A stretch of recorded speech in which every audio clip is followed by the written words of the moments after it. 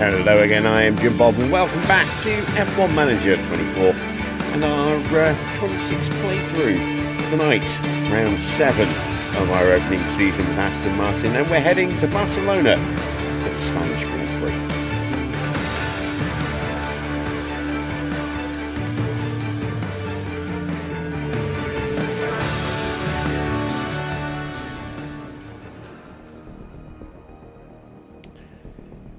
Welcome back to Race Control. Here we are then, ready for the Spanish Grand Prix, and a slightly new look for tonight. Made a couple of little tweaks and added an extra couple of boxes for our flag control as well.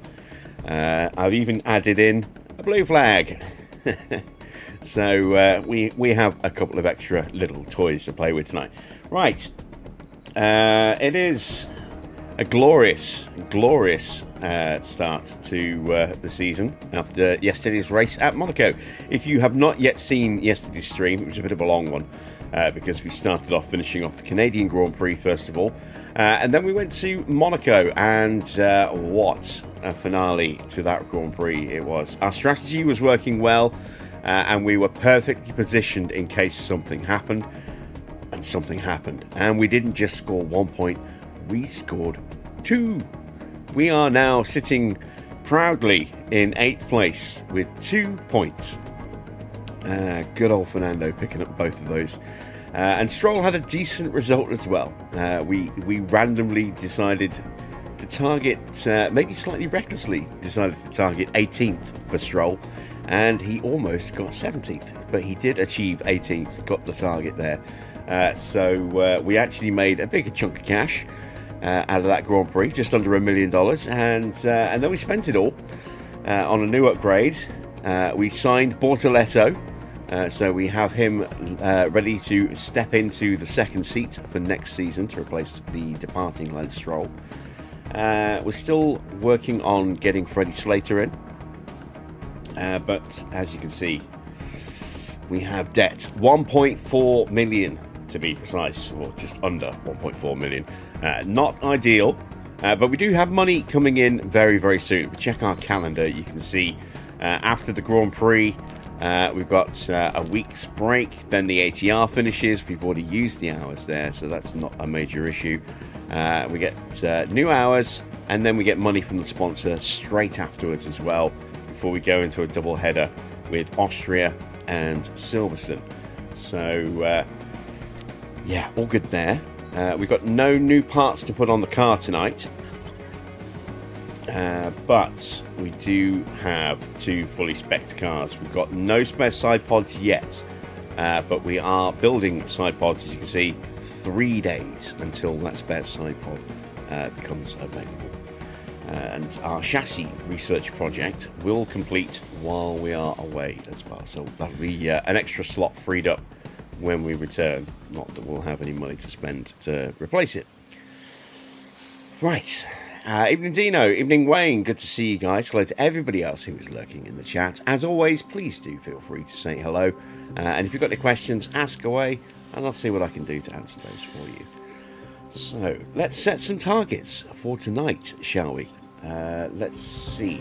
Don't feel quite so adventurous here tonight. I am feeling there might be a little bit of pushback. I'm gonna go 18th with Fernando, and I'm gonna go 20th with Stroll. I just have a feeling there might be a couple of retirements here, because we haven't really had any failures yet. I'm really hoping that we will get a couple. I did test another race earlier today. I did a race replay on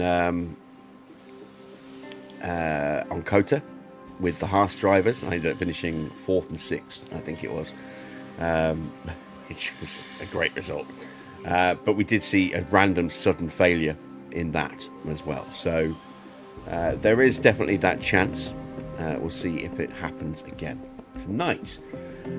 Targets then have been set. Let's make our way over to Barcelona.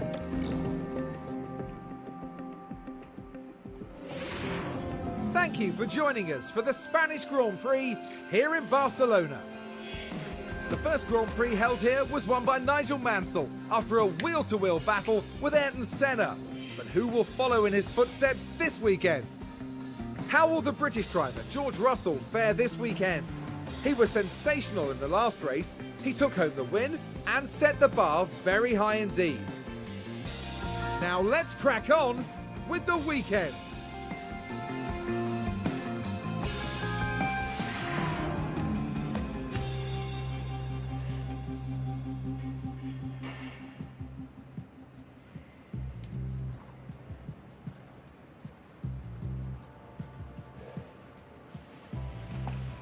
Okay, let's take a look, shall we? Our engines are getting quite low. We changed out our gearboxes for the last race, but kept those engines in, which actually proved to be a good decision because we didn't have any faults with them. But we do need to put these older gearboxes back in for practice.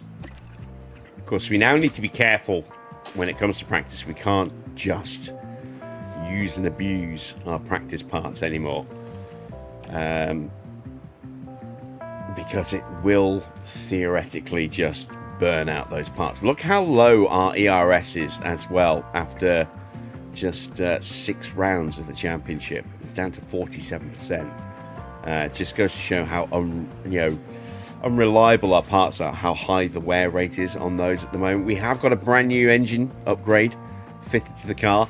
It's added a bit of extra reliability, a bit of resilience in the wear rates, and a small increase in power. We've got a little bit of extra fuel efficiency as well, but we are still comfortably the worst engine with our Honda, unfortunately. We did not get a monster upgrade, which I was kind of hoping we might do. But that was not to be. So we are going to fuel the car for 18 laps of fuel, which should be enough. It's got a high downforce circuit. Not sure exactly what I want to do with the setups, but we shall have a play about with it. There we go. So let's check the engine parts there. Yep, they're all good. Let's go with...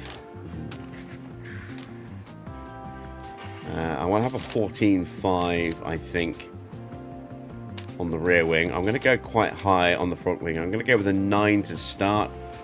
And then I'm not really sure what I want to do with these, because this is one of those circuits where there's quite a wide margin on these. So I'm going to push this up. Probably going to push this up a little bit like that. I'm going to leave that as a 5.5, and I think I'm going to stick the same setup on the other car, and we'll just work our way from that point. There's definitely going to be some things that are going to need to change. So let's go over to Stroll's car and do the same. Let's go with a 9, a 14.5, and I'm going to use Stroll as a reference. I'm going to go a bit further out. I'm going to go with a 7.3. I'm going to push him up to a 3.4 and a 0.75. And then we'll try and judge from there and the 5.5 on Fernando exactly where our roll bars need to be. And with that, we are good to hit the track. That should be the green light.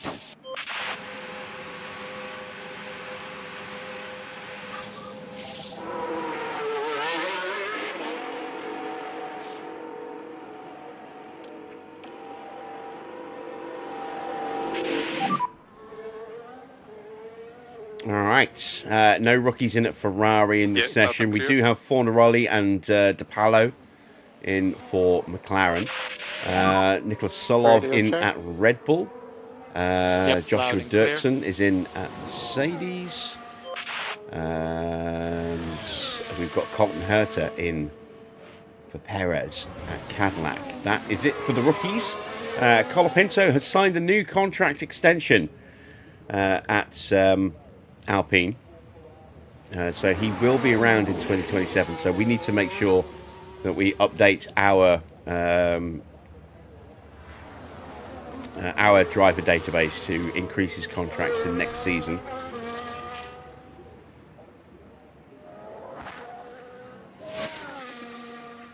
Let's avoid the high-risk curbs. There we go. Copy. And let's see how we do. Let's speed him up a bit, Stay shall we? off the curb. Confirm.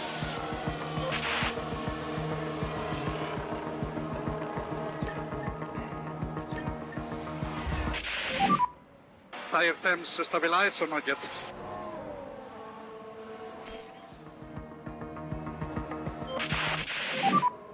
Pressure, temperature stabilizing.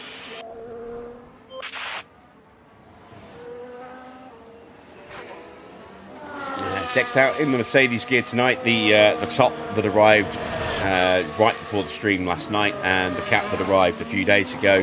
This is a super comfy cap. Oh, I love it. It's great. It's so nice. So soft and padded on the interior.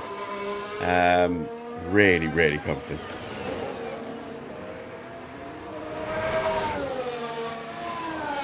Feels really premium.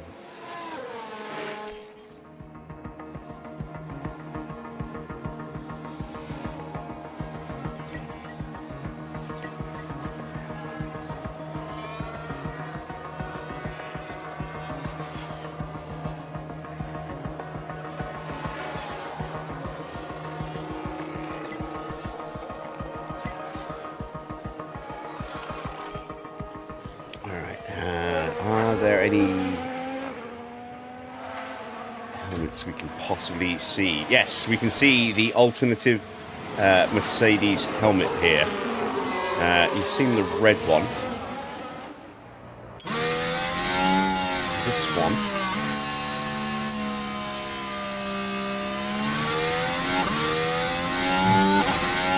Is an update on the 2025, one of the 2025 helmets with the sort of German flag on the helmet.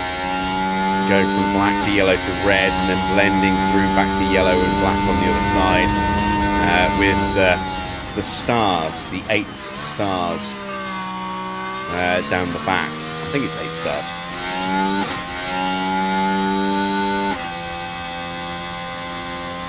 For the 8 World Championships that they scored in a row as a team. The Constructor Championships. And as you can see, we have crystal clear driver cams. I did roll back the not realistic racing, the maximal graphics to the older 3.3 version, the non-ray tracing version, so that this view becomes a viable view again. The problem with the ray tracing one was it was picking up any kind of little speck of dirt on the driver lenses, and the glare from those. It was like,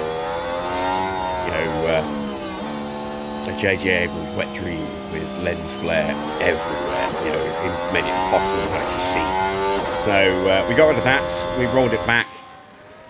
Graphically still looks fine, just doesn't have quite the bells and whistles that we did before. And of course, it does mean that next time we go to Canada, we are probably going to have some stutter going onto the long back straight. But it's a small sacrifice for, I think, what is a stabler, cleaner, viewing experience. And then, yes, congrats on getting your move finished.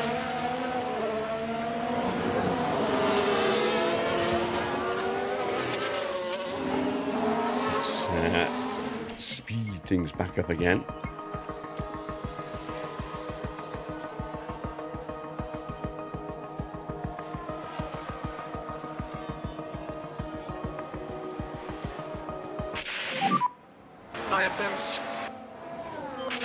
Tyres still a little on the cold side. And there we go. We've got some feedback for Stroll, and it's not great. Yeah, I'm happy. 73%. We can catch him before he hits the pits, which is quite nice. We'll have to get Alonso on the next lap round. There we go.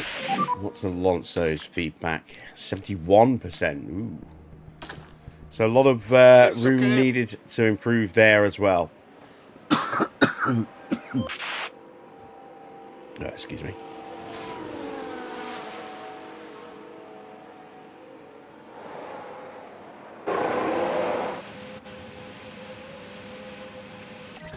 Right. We are way off on the cornering here. Way off.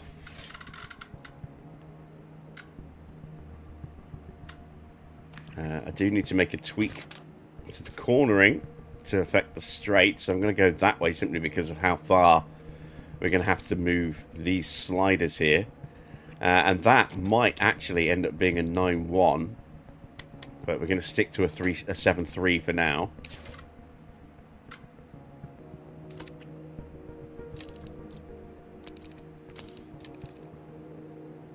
Let's give that a try and see how we do with that.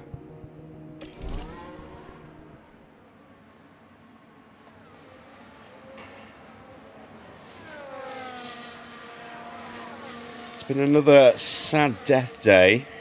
3 in a row. We lost Optimus Prime today. Peter Cullen passed away. So, yeah. Very sad about that one. Passed away at home with his family peacefully. 80 years old.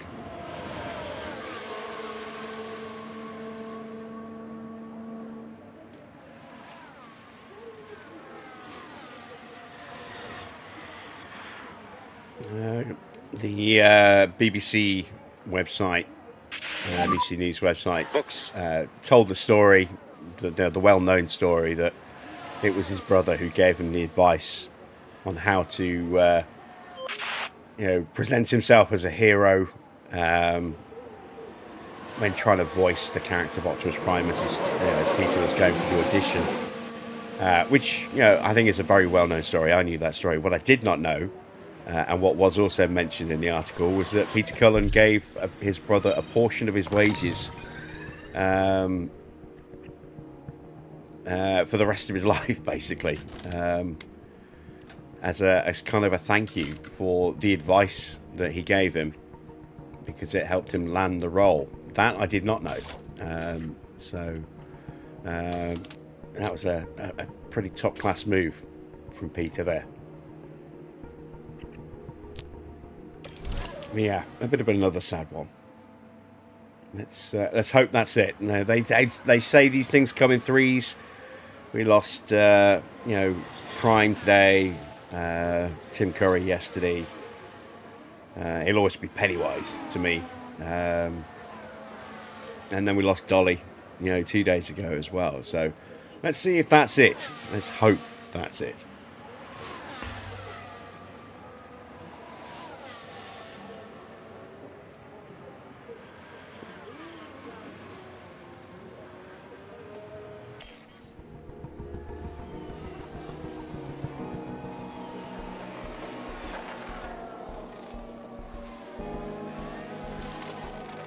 Alright, let's get Stroll back on track. And Alonso as well.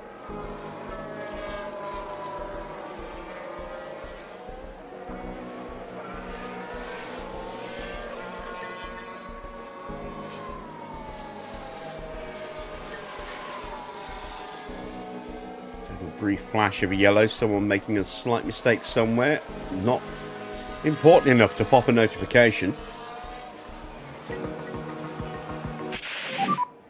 Tire temp. How are the tires?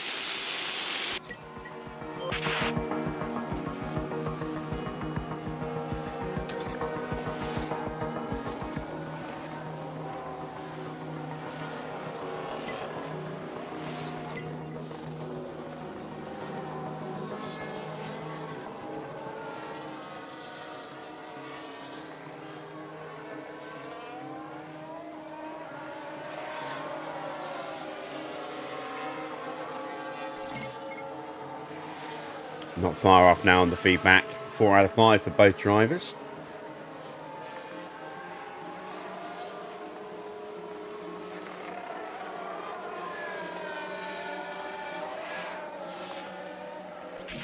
There we go, 89%. That's an improvement for Alonso. Still got some work to do, though.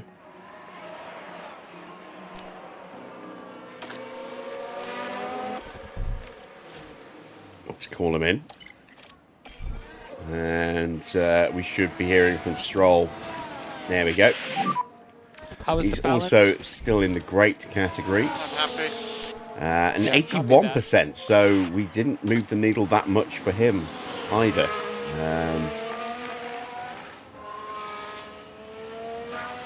Bit of a head scratcher. But we still have 2 more sessions to go, so we've got plenty of time to figure this one out. Box at the end of this lap. Okay.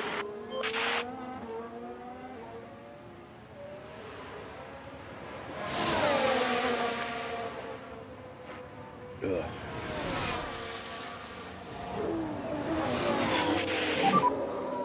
Okay, pit lane. I feel it's a little bit weird. Had a little nap for about an hour and a bit before the stream. I was just up early, earlier than I wanted to be this morning, and I couldn't get back to sleep.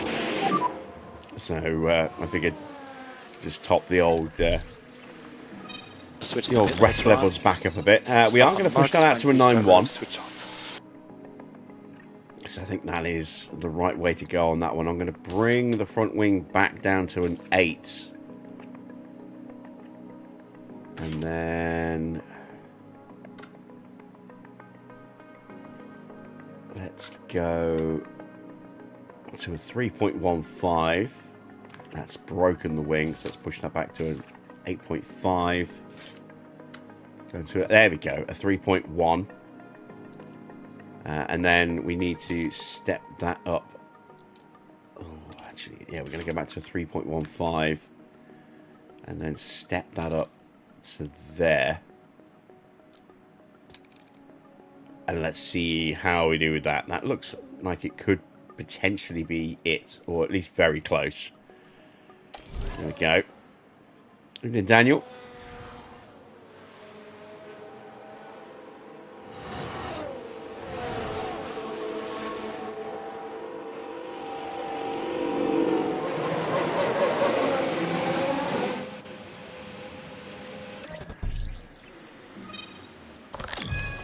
We went with a 7-3, and it turns out it should have been a 9-1, so we gambled the wrong way on that one. That's an easy fix.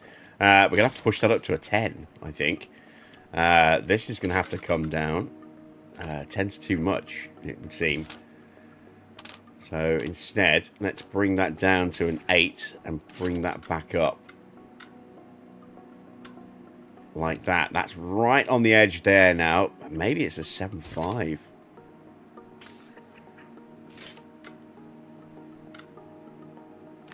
And then bring that back up. Oh, this is so tight.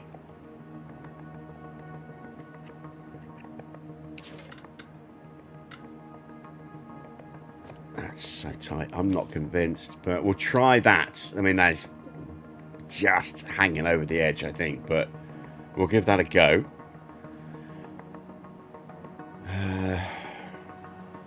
Evening, Farah. I ignored you in it.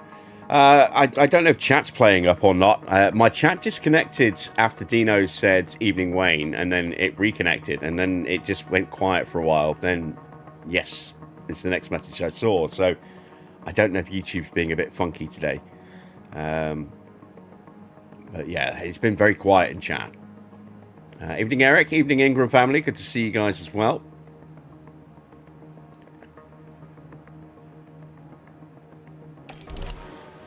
What was your... Oh, you mean the... Yeah. Yeah, I was going to create a second layout and do a poll and vote between the two, and I completely forgot to set it up and had a nap and didn't have time to do it when I woke up.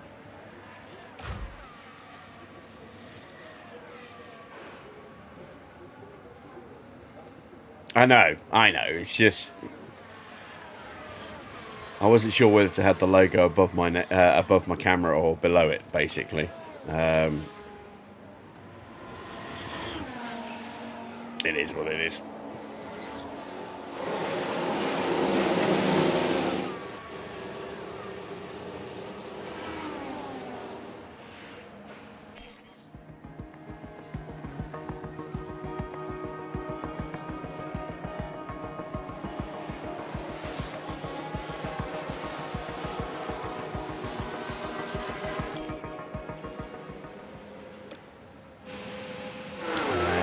Why am I sending it back out? There's no point sending it back out for the last minute or two. Let's bring it back in. There we go.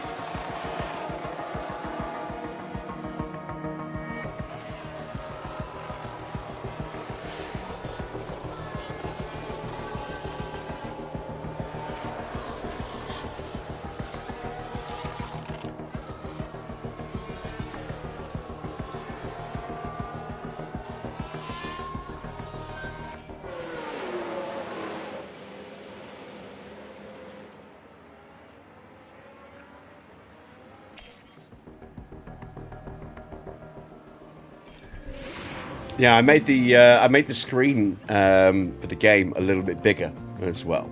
I wanted to bring some of that screen real estate back a little bit. And the boxes, the frames, I thought, I needed them. I watched the stream back with the frames on, and I actually ended up thinking they looked a bit tacky, so I just took them off entirely. It's annoying because I spent a long time trying to get those things, shaped right and matching in style. I kept bumping up against my image generation limit in Copilot, and by the time I got them all done, I just thought, screw it, and just threw them on. And then I watched them back and it's like, no, I don't like those. So what a waste of time that all turned out to be. Alright, Nicholas Solov ended up topping the session in FP1. Let's get ourselves prepped for FP2.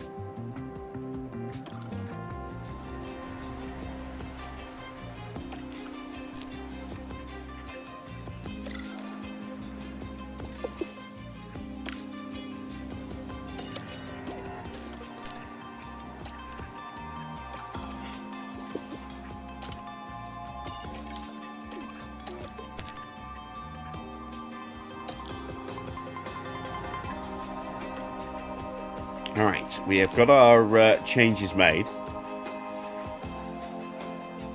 from the last session.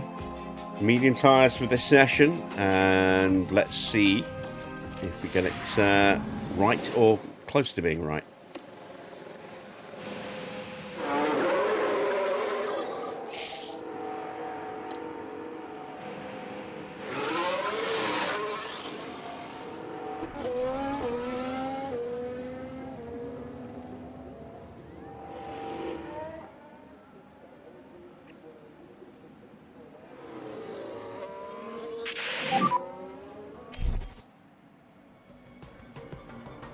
Yeah, copy.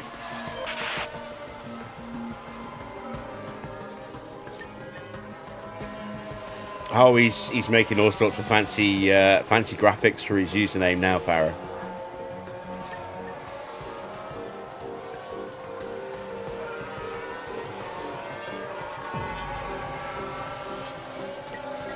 He AI'd himself a literal flying truck, so...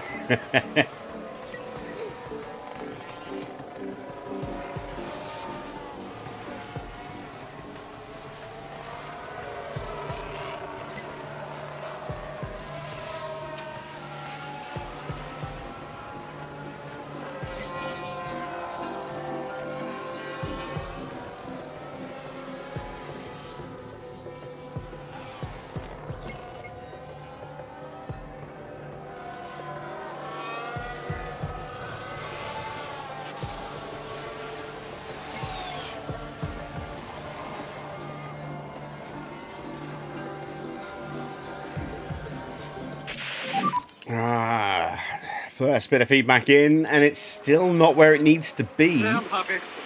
Unfortunately. Let's see how close we are.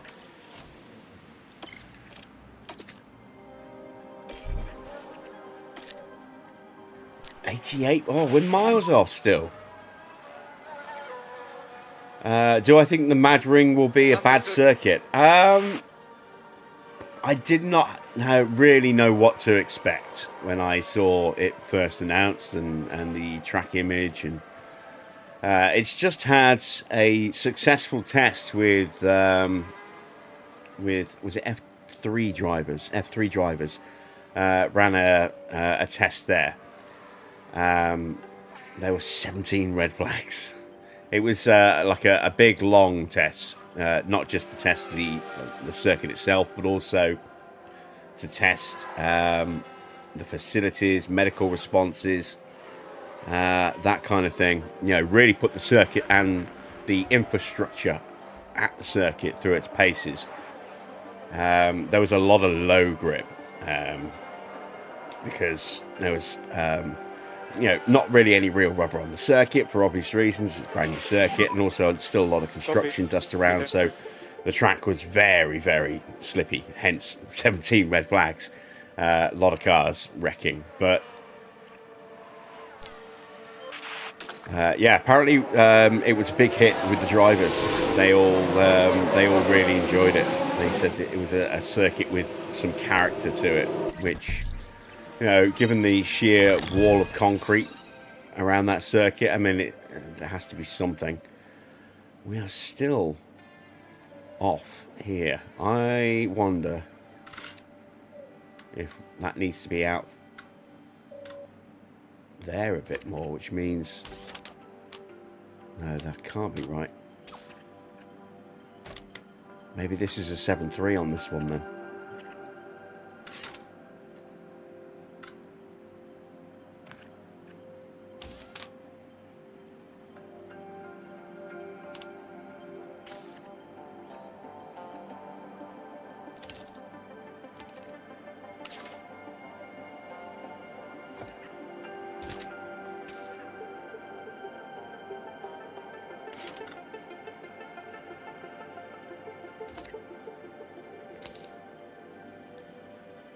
Let's try that. So I think the Madring might be a little bit chaotic this season, because it'll be brand new. There'll be mistakes being made. There may well still be a little bit of dust there, but we'll see. But I'm a bit more optimistic going into the event this year now than I was, when it was announced. What's replacing the Dutch circuit? I'm not entirely sure exactly which circuit is replacing which, but we're getting Turkey and we're getting Portimao next season to replace Zandvoort and. How's your read on the balance and things? Barcelona doesn't go out for a little while yet. Yeah, copy that. Let's see the circuit that's there for 27. Might be to replace Barcelona.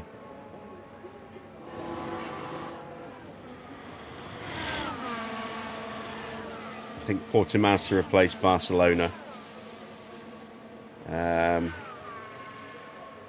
Barcelona and Spa are going to be into track sharing, I believe. It's going to alternate between those two.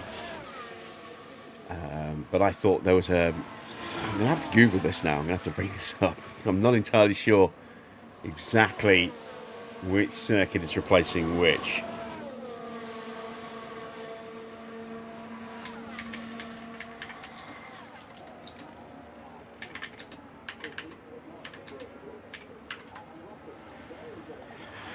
The calendar hasn't been completely confirmed yet. So Portimao is only in for 2 years at the moment. For 27 and 28. Hasn't been confirmed beyond those two seasons. Barcelona moves to a rotational host with Spa. Spa will host in 27 Barcelona drops out in 27. So the following season it'll be the other way round. So it'll be Barcelona in 28 and Spa will be off the calendar in 28. Zandvoort's gone, and of course we've got the new Mad Ring. Beyond that, there are no other changes yet. But there is talk of Germany coming back. There's still talk about trying to get a track in South Africa. And no doubt we'll see another street circuit popping up somewhere at some point. So I really wish Formula One would get over its obsession with street circuits.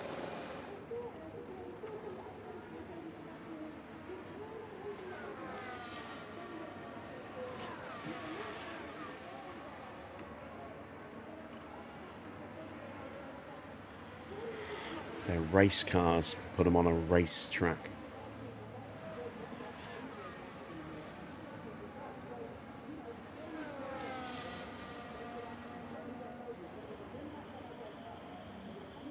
At some point, I'm not sure exactly when, there is the there's going to be the introduction of Qadr as well, which I think will be to replace Jeddah. Boxing. And white line. I hope And to you can God we stop don't add on a the fifth marks, find pre-start reps, and then Middle switch Eastern off. Grand Prix. We don't need 5.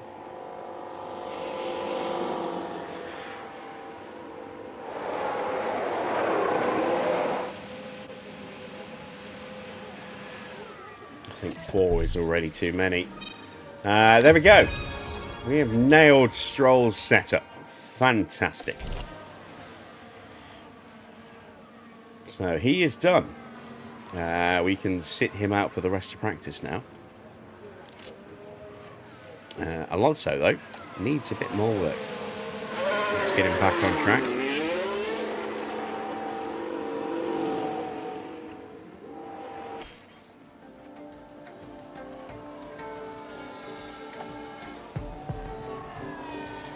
Yeah, Qatar is it's a motorcycle track. It's not really a great racing spectacle for Formula One.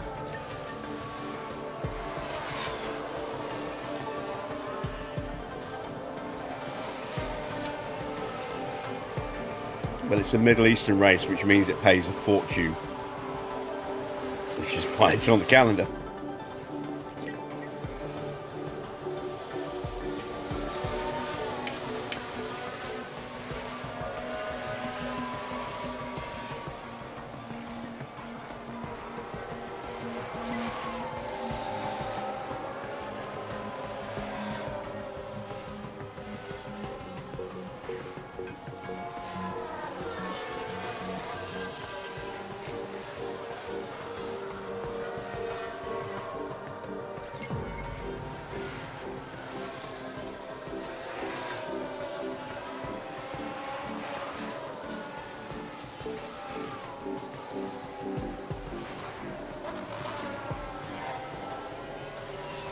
I really hope one of these days somebody builds a top tier circuit in Europe that will absolutely piss all over the facilities of the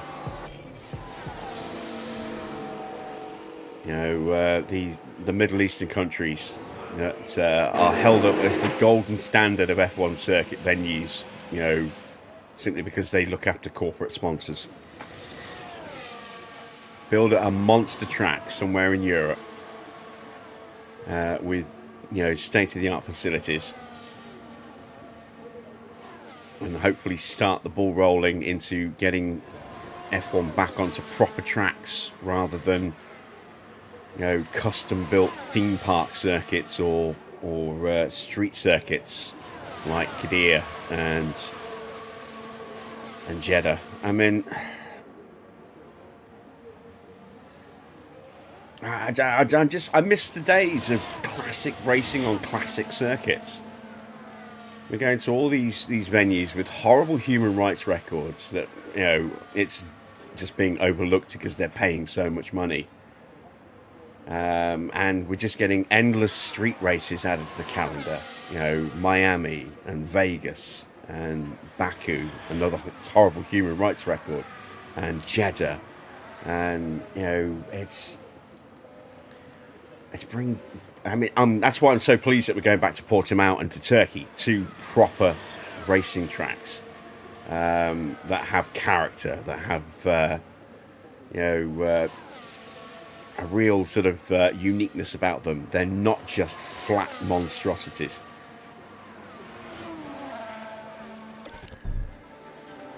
There we go. Alonso is nailed. That's fantastic stuff. We're done with practice. We are finally finished with both cars. What did I start? Yeah, no, this is a rant I go on every now and again. I'm just sick of, venues coming in and creating bland circuits or exciting street circuits, with maybe questionable origins or questionable funding, just because it's a shiny new toy. Formula One likes money.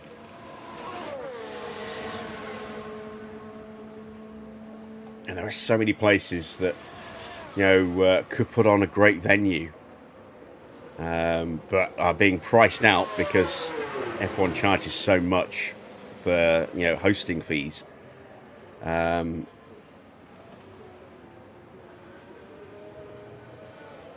Or places that are underrepresented. I mean, we could go back to India. India's a huge market. Why are we not trying to get India back on the circuit, on the track, instead of adding yet another potential American Grand Prix down the line? There is, I think, a desire from upper management to try and get a fourth American circuit on the grid, which is too much. There is, always going to be at least 3 or 4 East Middle Eastern races because they pay so much money. Where is South Africa? How can we have a world championship and the entire continent is completely unrepresented at the moment? And it has been since the 90s. It's a bit of a shame. Hopefully we do get the South African Grand Prix back.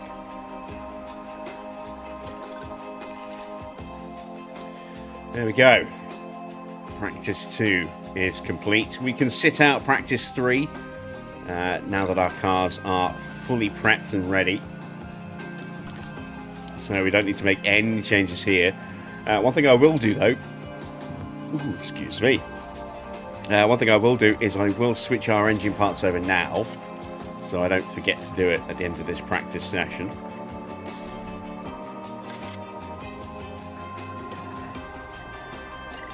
There we go. We're going to go to a new ERS unit tonight.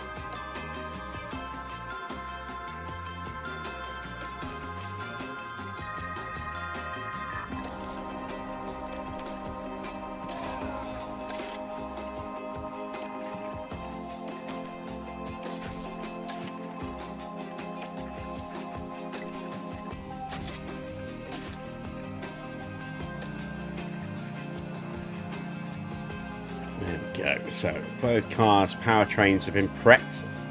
Let's go into practice and skim our way through it. Okay, green light, down so we green don't send them out by mistake, and we'll speed up the session. There we go.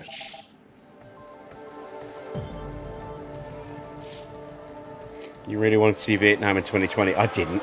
I mean, I saw it and I thought, oh, it's going to be an awful circuit.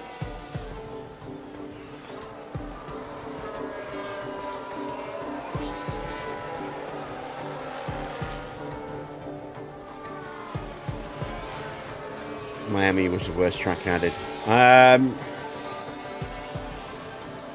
would say maybe Sochi. God, just imagine if Russia hadn't invaded Ukraine We might still have Sochi on the calendar.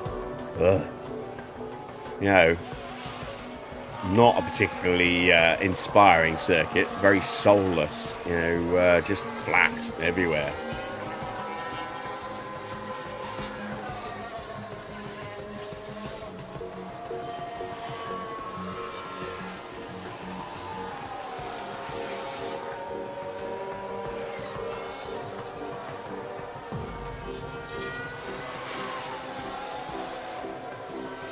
And here we've got a yellow flag. A little whoopsie for Ollie Behrman. Coming out of turn 10 into the little kink of 11, and then round it goes. Oh my.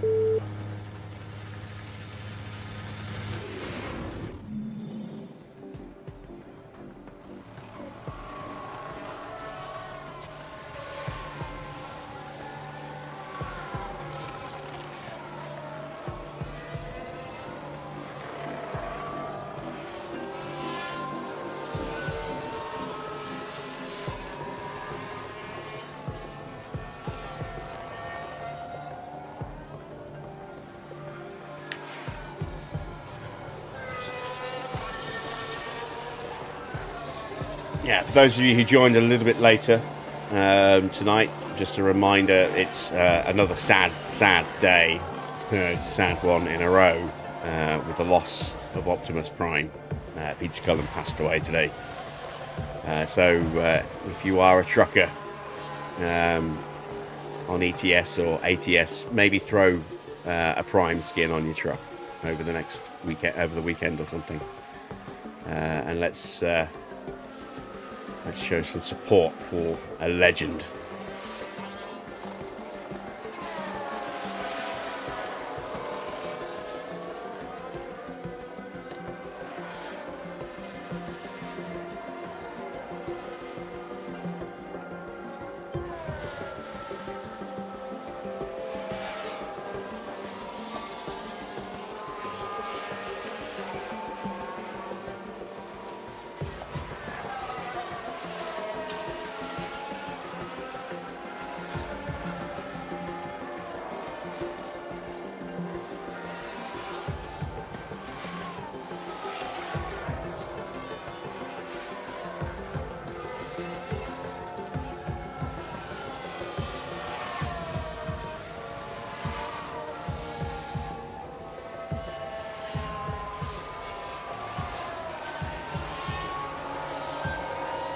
Yeah, I was a big fan of the cartoon. I've still got the DVDs somewhere.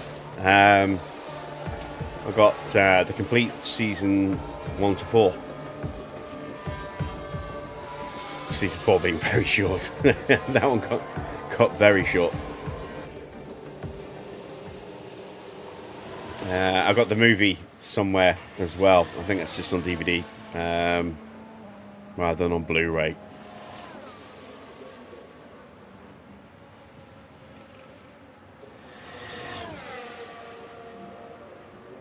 Yeah, I haven't got it up on the shelves. One of my favourite soundtracks to a movie as well. I've heard the updated soundtrack for the 40th anniversary release. I don't like it. It strips away that core 80s-ness of it. You know, yeah, they should have just cleaned up the audio a little bit. I get why it's been re-recorded, you know, but they should have just cleaned up the audio and re-released the originals, I think. They're so iconic, those songs, that it just, you know, changing the sound of them with you know, with those new recordings just takes some of that identity away from them, unfortunately. But yeah, what a great soundtrack it was. Vince DiCola and Stan Bush did a fantastic job. Right, practice is done. Next up is qualifying.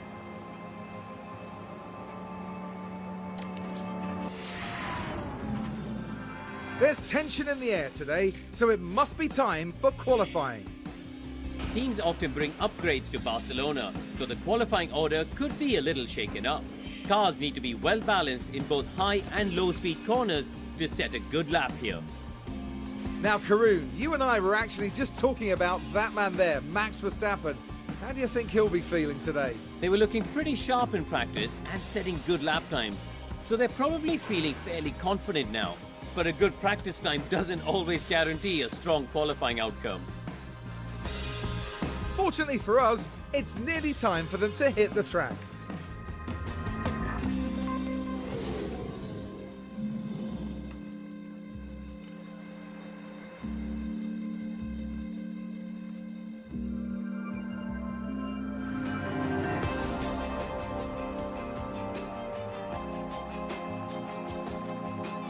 Alright, welcome back to race control. So, qualifying time. We've got our new engines, or I'll say our new, we've got our replaced engines in the car. Brand new ERS units tonight, relatively new gearbox, and now slightly worn engines, down to 86%.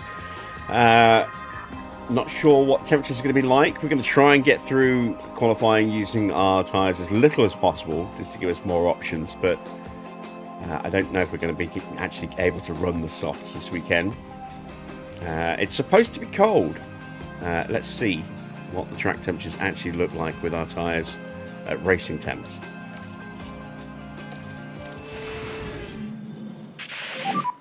That should be the green light. 47 degrees. Well, it's not. It's not blisteringly hot, but I mean it's still pretty toasty.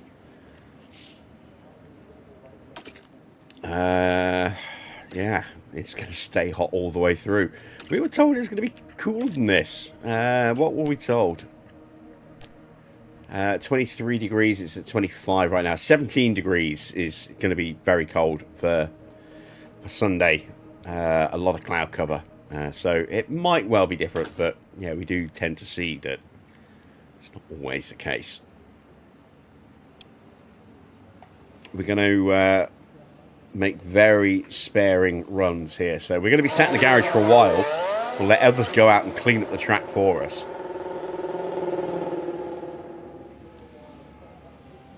We're a point-scoring team now. That, you know, going out early and cleaning up the track for everyone else, that's beneath us now. Yeah, we're going to, because tyre wear is quite high around this circuit, and the track is definitely a bit warmer than I thought it was going to be. The tyre wear is going to be quite high in these qualifying runs, so we're going to let the track rubber in a bit more, get a little bit quicker before we set our first time, and just probably do the 2 runs. One maybe around the middle of the session, and then one at the end. So, Lindblad will be the first one to set a time. We'll ride with him for a bit. Let's pop that window down.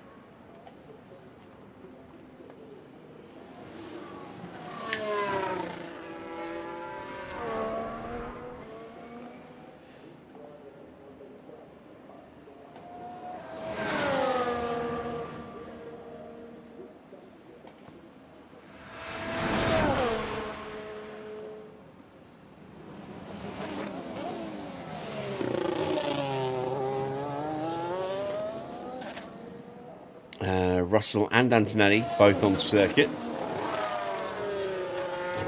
Antonelli just leaving the pits. Russell coming out of turn 9 towards the end of the second sector. As Albon rounds the last... Not Albon, sorry. Lindblad rounds the last couple of corners to start his flying lap.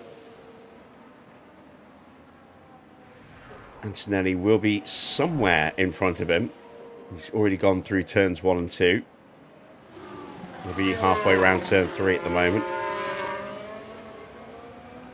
Let's see where he gets out of the way.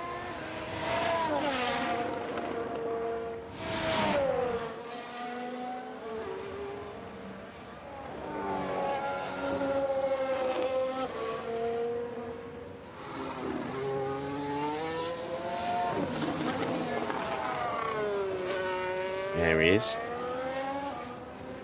Heading down to the turn 7-8 chicane.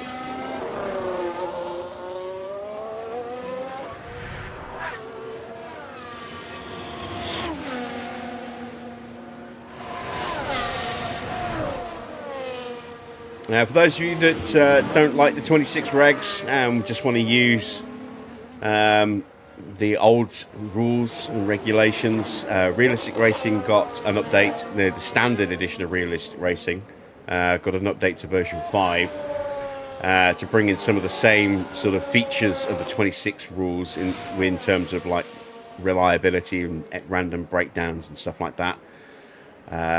So check that out.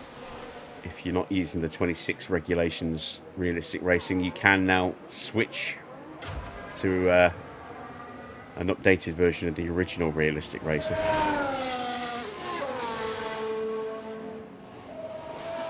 Seeing what Russell does to close out his lap. He is up at the moment quite comfortably. And at 1:16.9, 1.8 seconds quicker.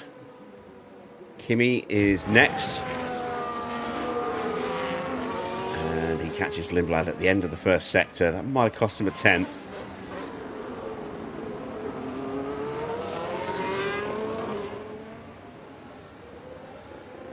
Norris starting his flying lap now as well.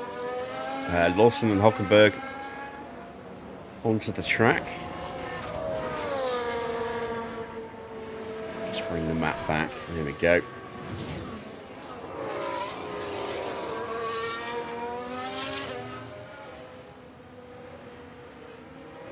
New purple middle sector for Kimi.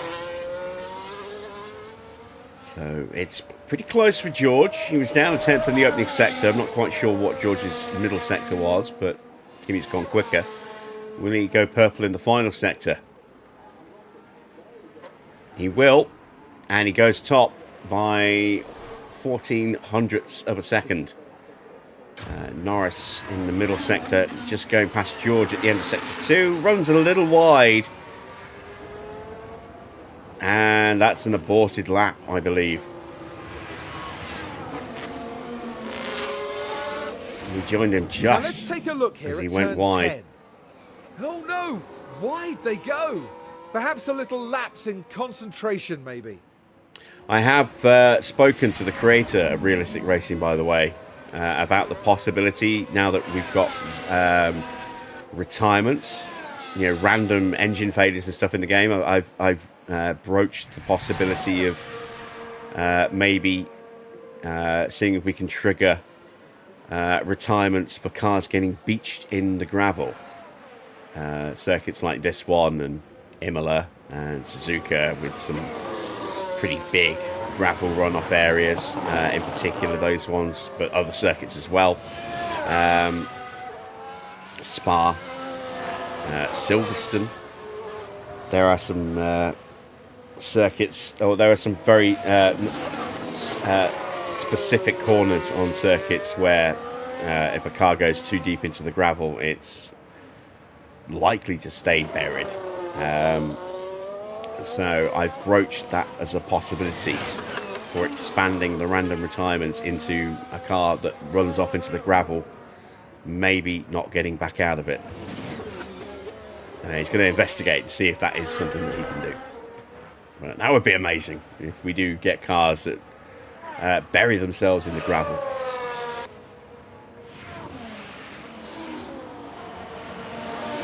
.23.2 for Perez. Lawson has gone up to P4, just ahead of Hulkenberg, just behind Lindblad. The two RBs separated by just, 15 thousandths of a second. Very, very close. Max now leaving the garage. And one of the Haas drivers as well. That's Ocon. And we're going to send that Stroll.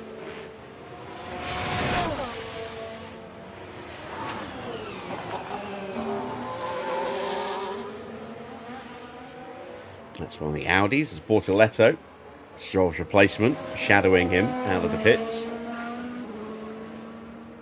And Colapinto as well, who has signed for 2027 with the team that I believe will be called Gucci Racing Alpine Formula One team next year.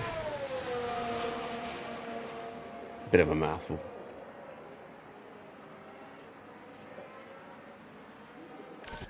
Oh, no. Alonso, there we go.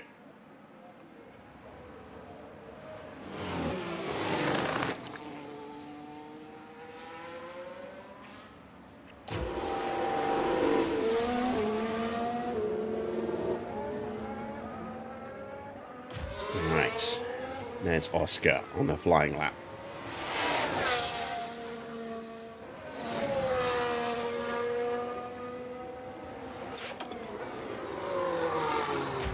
Charles Leclerc here as well, and we're going to switch to his onboard. I want to see how quickly cars yield. Yeah, not a little hesitation in the throttle at all there. Stayed flat. Whole bunch more cars starting to leave the pits as well. Second run for George. Albon leaving the pits. Behrman. Looks like Hadjar's making his way out as well. Gasly. Tires are looking good. Stroll is going to have some traffic on his lap. Charge off, push. Let's go to the driver cam. We haven't used this for a while because of the lens flare situation.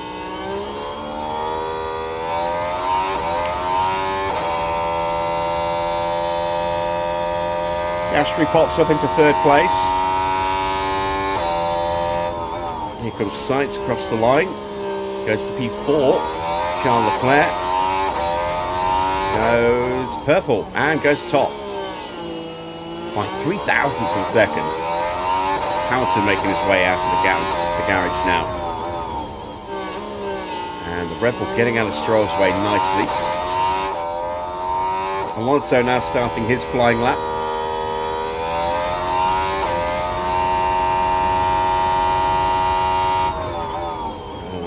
Slow out of 9, but clean through 10. This will be an interesting test to see if Albon gets out of the way well. And kind of does.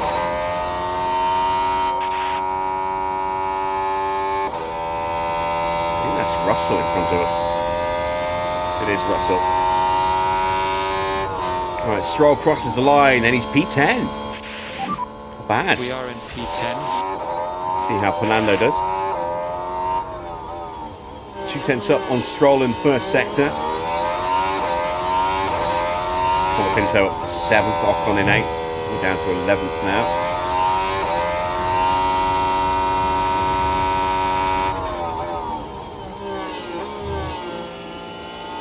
There's Gasly, I think, just in front of us there. And Hamilton just in front of Gasly.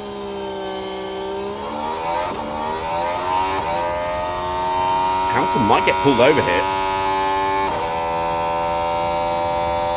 Oh no, wait, that was Leclerc diving into the pits, so we've already gone past Hamilton. There we go. Hamilton's about to cross the line to start his lap. He's coming out the final turn now. P9 for Alonso. That's not bad. Quicker than Ocon, Lindblad and Lawson. And what, 3.5 tenths behind Gasly. Not bad first run there. Let's see what Isaac Hadjar does. We've got Behrman and Albon closing out their laps just ahead of Isaac.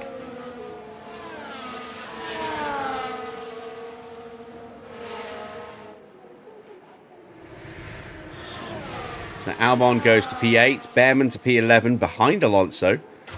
Hadjar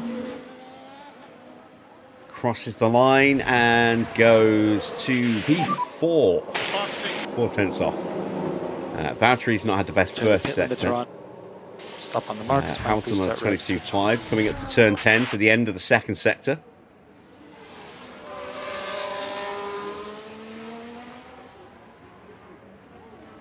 He's up a 10th on Hadjar's time, so this is going to put him in the ballpark of Antonelli, Leclerc, Hadjar. All depends on his final sector.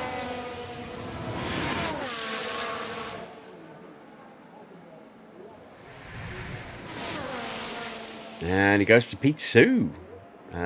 Quicker than Charles Leclerc. So good final sector there for Hamilton. Let's put the same tyres on. Bottas only good enough for P20. Norris currently down in 22nd place. Needs a good lap. We've got 4.5 minutes to go. Hulkenberg and Leclerc out on the track at the moment on outlaps. Leclerc halfway around the circuit. Hulkenberg just arriving into turn 1 now. Everyone else is on an in lap.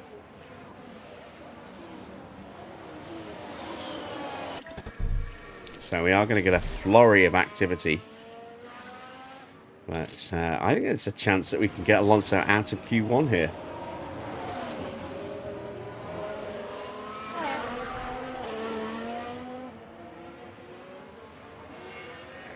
Two more cars leaving the pits. Lawson and Colapinto.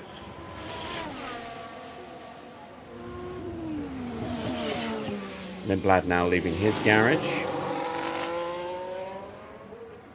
And send Stroll now.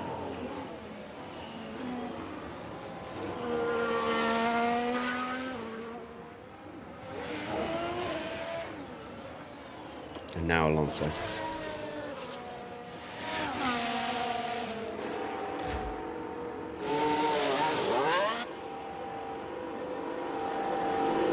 Who's that sneaking out behind us? Is Ocon.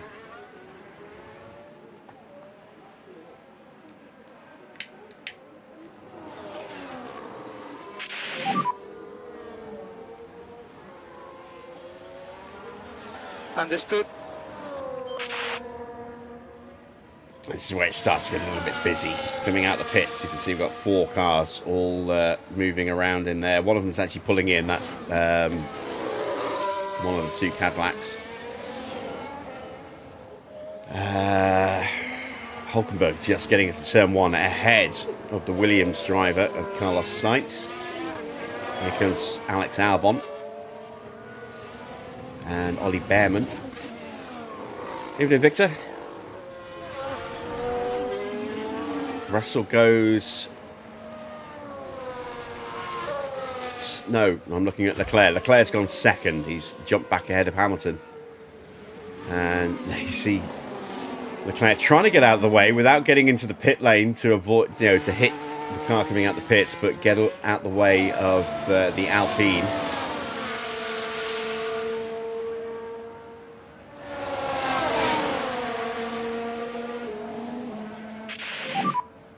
The tire temps are still looking good for our side, so it's A still lot of okay. traffic piling out in front of Stroll. Clear ahead. Go to mode push, mode push.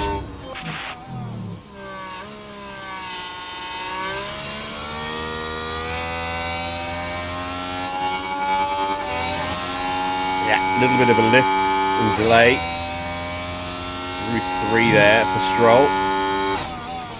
Not a good first sector, so Stroll's not going to improve enough, if at all, to get out of this session.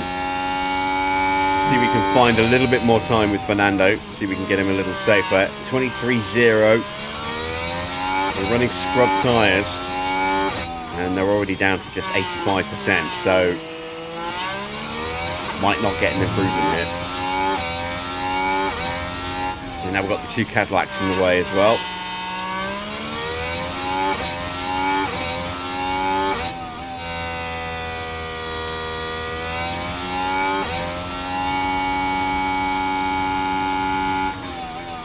No improvement here for Alonso.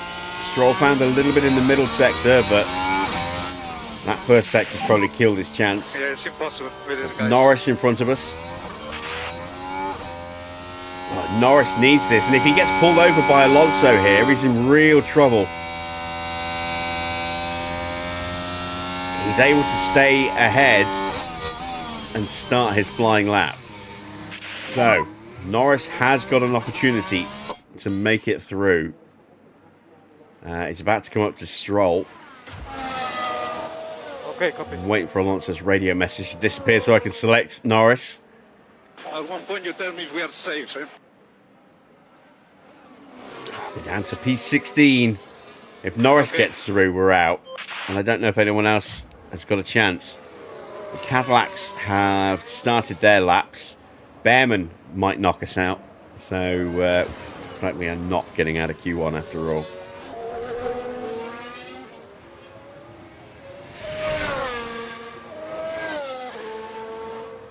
Around the final corner for Behrman.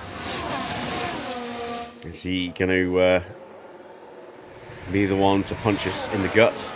Oh, yeah, very much so. He goes up to 8th place. So Norris now looking to displace Gasly. Not a bad first sector for Perez. 23.1. 31.4 in the middle sector. Don't think he's quick enough. Norris goes top. Well, that's one way to get through, isn't it? Go top of the leaderboard. Can Perez squeeze that Cadillac through? Hopefully not. Probably not as well. Yeah, he manages to get ahead of his teammate. So the Cadillac's not working well here this weekend. Stroll a little bit quicker, but also a bit off the pace. And Alonso just missing out. In the end, we were about 4/10 away from getting through. But we'll see what we can do. 18th and 20th. There are 2 targets. And that's where we have qualified. Let's see who sticks it on pole position. It's George ahead of Kimi. So, Lewis Hamilton in 3rd. Norris in 4th. Then Max Verstappen, Charles Leclerc, Alex Albon, Isaac Hadjar, Oscar Piastri and Liam Lawson. Behind them, we have out in 11th place, Ocon, ahead of Sainz, Colapinto, Behrman, Hulkenberg and Bortoletto. The 2 Audis struggling for pace a little bit in Q2 there. So, that's it for qualifying. Let's get ready for the main Grand Prix, shall we?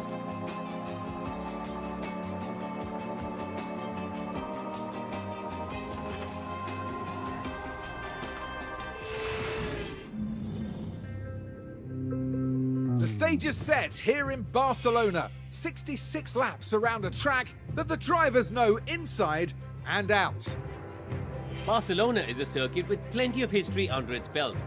It was here, after all, that multiple world champion Max Verstappen secured his very first F1 victory back in 2016. Long straights and medium speed turns dominate here, but there's something else to watch out for at Barcelona. The air currents are strong and unpredictable, and they'll be giving aerodynamic components a real run for their money this weekend.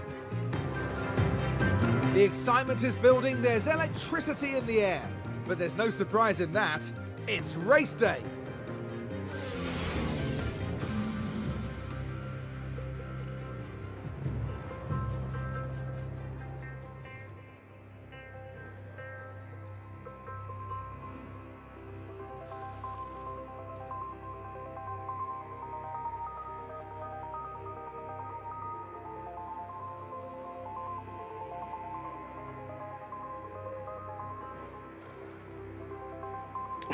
A fun little poll up in the chat.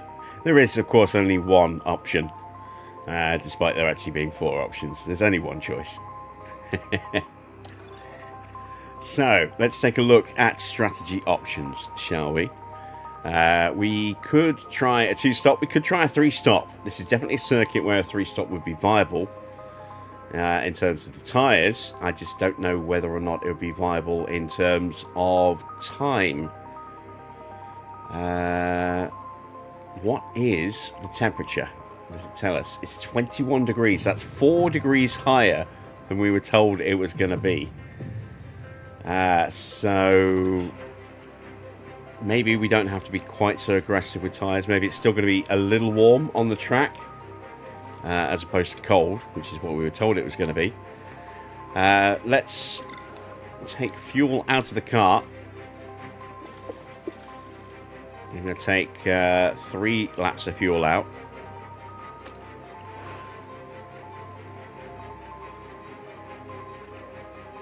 I'm actually going to take 4 laps of fuel out. And we're going to start by making sure our engine temps are going to be low.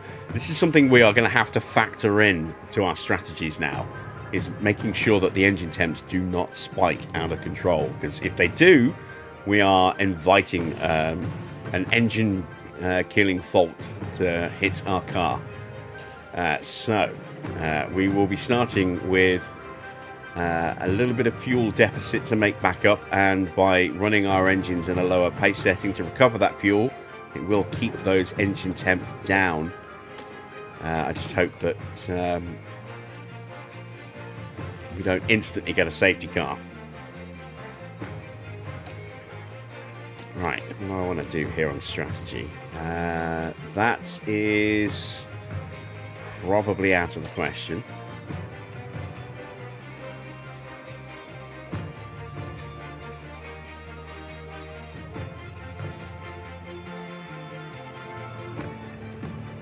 That is an option. And it is quicker than having hard tyres, although that is putting the softs on for longer than they should be on. So let's bring those forward.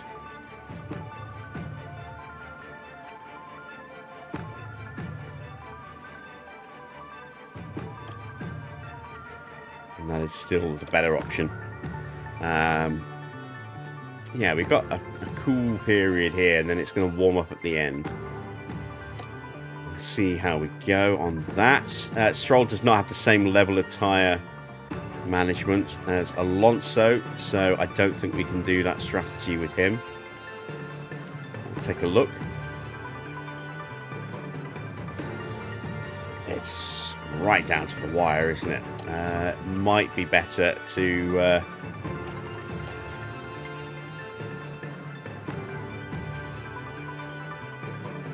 maybe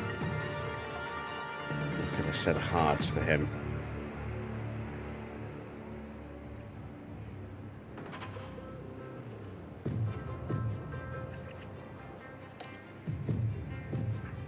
No, it's still slower. We'll go with that then, and just be careful with the tyres, I think.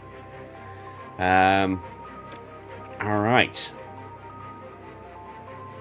So we got our drivers set on strategy. We've got the hard tyres if we do get an early-ish safety car to either sort of early during this stint. We can extend that one with a set of hards, or we can extend the final stint with a set of hards and come in early there.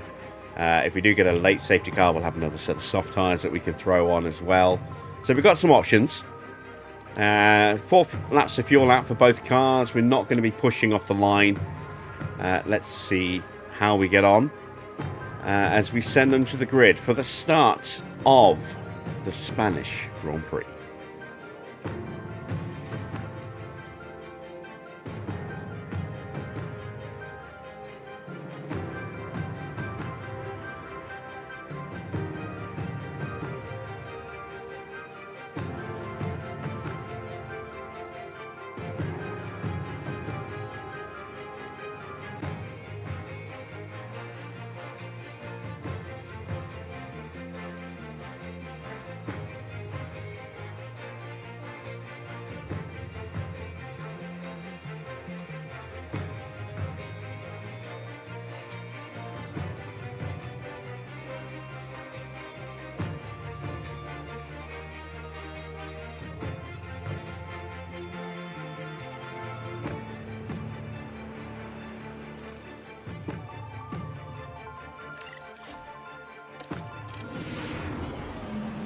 Final checks are being carried out by the teams, and it won't be long until we get this race underway.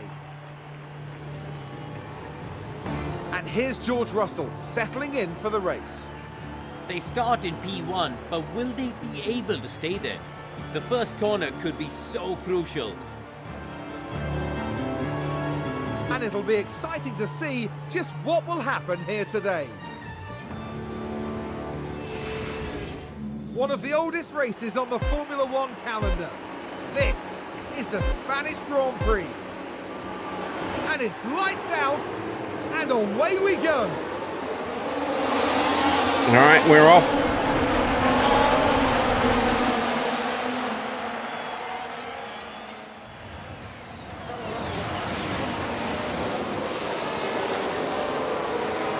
Strong start from Verstappen on the soft tyres. Norris on the mediums is struggling. Leclerc on mediums, Hadjar on mediums, and Perez on mediums. Just 4 cars starting on a non-soft tyre. No one starting on hards. Tyre temps already looking a little high. Alonso gets past Perez, but he's lost a place off the line. Copy. We haven't turned the batteries on yet. We just need to manage a bit more. Stroll has also lost a place off the line. Got another poll up. Let me know who you think is going to win the Grand Prix. We'll turn it off at lap 10.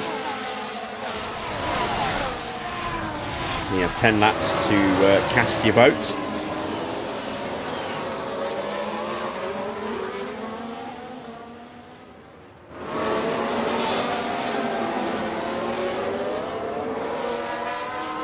Track temperature a little bit cooler, 39.1 degrees. But we are in a lot of dirty air at the moment. Where's Verstappen? Verstappen,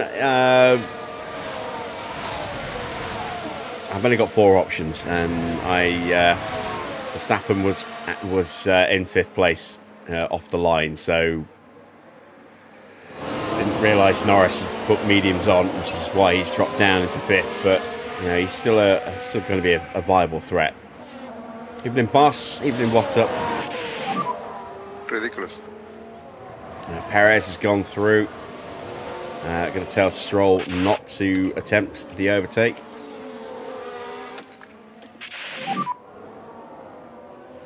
How many points have I got? 2. Yeah. 2 points. If you have not seen last night's stream, you definitely want to check it out. You got Monaco had a very dramatic end.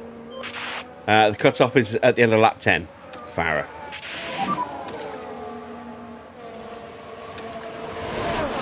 Copy.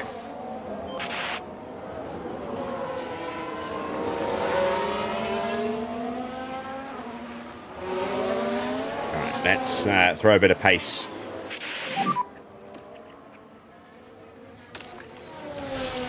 Copy. Mode push. Okay. Max and Hamilton fighting over P3. Antonelli leads Russell by half a second. These two just about a second or so behind. There they are. There's Norris in P5, closing back up again. I've been a couple of seconds behind. Then it's Piastri from Leclerc, Albon in 8th, Ocon 9th, Hadjar in 10th place. Behrman 11th, Lawson 12th, Sainz 13th, Colapinto 14th, still 15th and 16th, but 2 Audis. Bortoletto ahead of Hulkenberg now. Then Gasly, Lindblad, Perez, Alonso, Stroll and Bottas. As we look to close back in on Perez.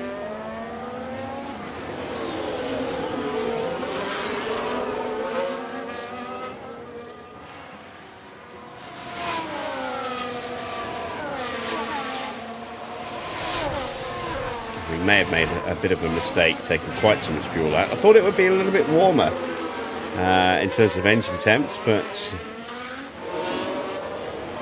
we did drop out of traffic very quickly, so they may start to spike back up again.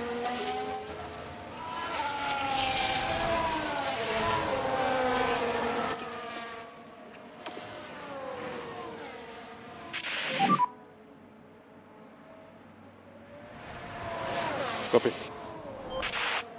Perez just blocking us from going around the outside of him. Taking that defensive line. So we will tuck in behind. Yeah, copy.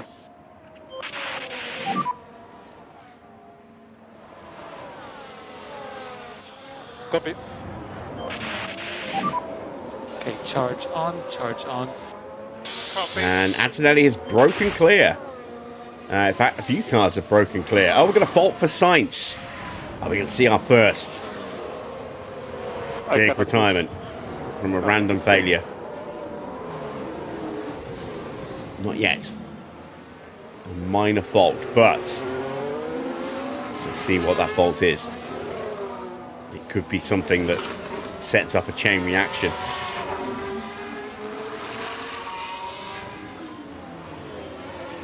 So Antonelli leads Russell by over 2 seconds. Max is 2.5 seconds behind Russell. Then it's just about a second and a half back to Hamilton and Norris. Then Piastri about a second and a half back with Leclerc right behind him as well. So lots of little mini battles starting to develop, and a lot of gaps starting to open up throughout the top runners as well. This is lap 5, so you've got till the end of lap 10 to cast your votes in the who's going to win poll. So we're almost halfway there. Okay, we're out of the DRS. Yep. Yeah, I don't know, man. I cannot pass. Yeah, Perez not making things easy for Fernando here. We've definitely got more pace. Copy. Let's do it. Charge on, charge on. Yep. Ah, no, wrong button. There we go.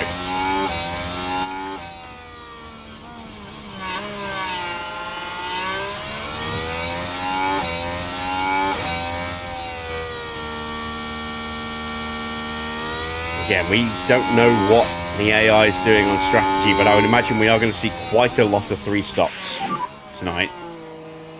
We are on a 2-stop strategy, which is why we are looking very slow in comparison. Copy.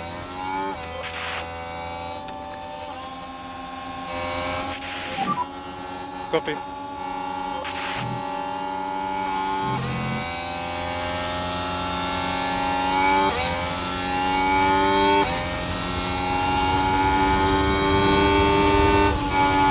Oh, Jesus, Perez.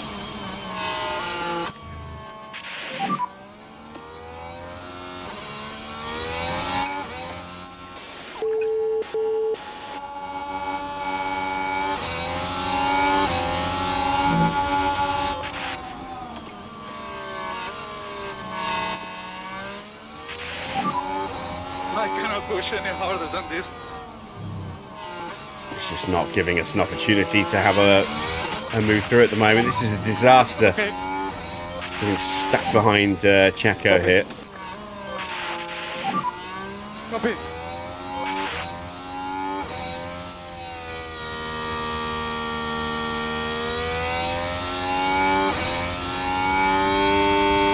Now we're pretty much out of battery.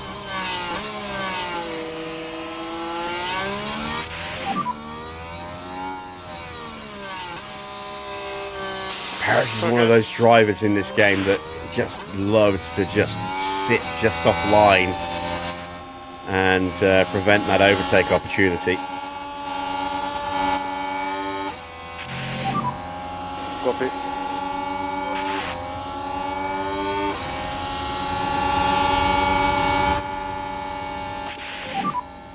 Okay. Like that. You actually saw, because he kept just drifting to the right ever so slightly. So Alonso drifting to the left ever so slightly, trying to encourage us to try and go around the outside, but not leaving the space for us to go around the outside. It's one of those really annoying things. Evening, Adrian. I'm seeing a lot of Chinese characters popping up and some translation going on. I'm not quite sure. Maybe I've been hacked by China. I don't know what's going on. But I've got a Chinese symbol and OK for Adrian there. When I hover over it, it says yo yo, which is what he normally says. So yeah, that's weird. I saw that with somebody else earlier as well, with Eric. It's a bit weird.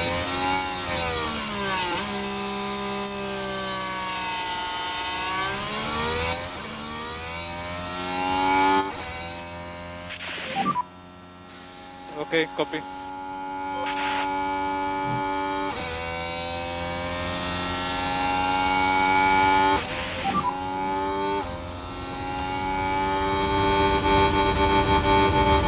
This tire, they feel good. Ah, we're stuck. Oh, we're going to yellow flag. No, there's a mistake from Isaac Hadjar locking up. It's the Red Bull driver. Evening, Whiskers. Oh, all right so far. And the car fails to respond. Just unable to control the car by that point.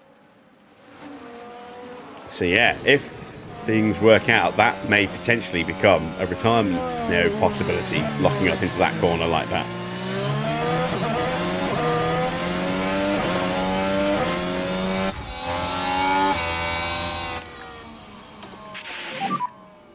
Okay. Copy.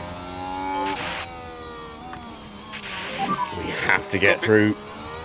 This is ruining our race, being stuck behind Perez like this.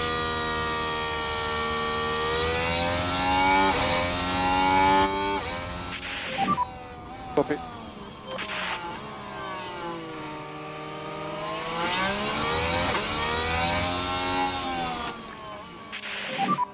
Let's recharge a bit. Yeah.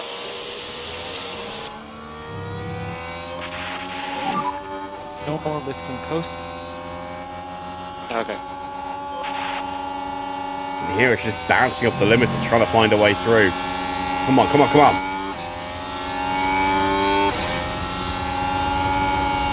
Ah, we're out of battery. God damn it. Oh. Yes, yep. I hate it when this happens. We have the slowest car on the street. It's not that bad, Fernando. I mean, yes, we do, but that's not the point. Bottas gets past Stroll.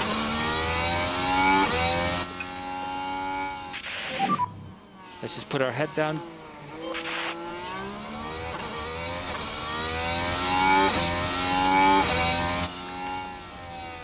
Oh, fault for Bortoletto.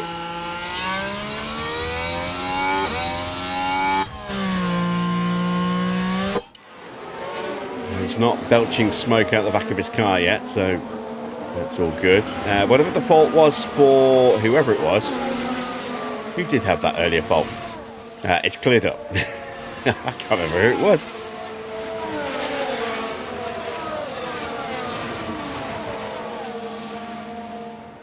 So, lap 10. Final lap if you have not yet voted in the poll. This is the last lap you can vote. Who's going to win tonight? Will it be Antonelli? Will it be Russell? Will it be Norris or Hamilton? Antonelli currently leads Russell by just under 4 seconds. Max in third. Norris in fourth. Hamilton's dropped down to sixth. Piastri up into P5. Leclerc 7th. 8th for Ollie Behrman. 9th for Albon. 10th for Ocon. And it's Hadjar, Bortoletto, Lawson Seitz, Hockenberg, Colapinto, Lindblad, Gasly, Perez, Alonso, Bottas, and Stroll. I think it was Seitz. I think you're right. And now we're coming under pressure from Valtteri.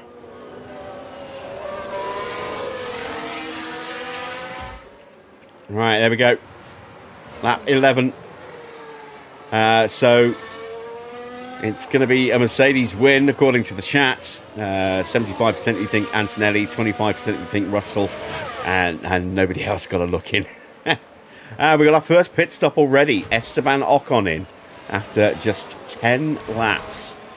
He's coming in off those tyres. So this is 3-stop. This is definitely a 3-stop.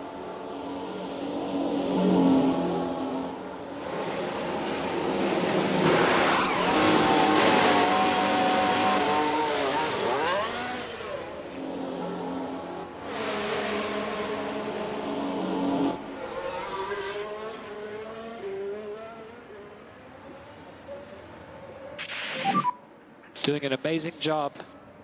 Ahead is Alonso. Stroll and Bottas fighting it out. Bottas had a look at Alonso, didn't get the move done, and it opened up the door for Stroll to get through. Bottas fought back, but Stroll is back through again, and now this will give Alonso that little bit of breathing room to pick his pace back up and go after Perez again. Yellow flag. Alonso ahead. Okay, gap ahead 1.5. A mistake at turn 10. Oh no, Ocon at turn 5. Take a look here. Now we're watching Esteban Ocon here. Well, things are okay. So straight out the pits. struggling and with the car. immediately And hopefully there's not too much ruins damage his to the tyres. tyres and puts the car in the gravel.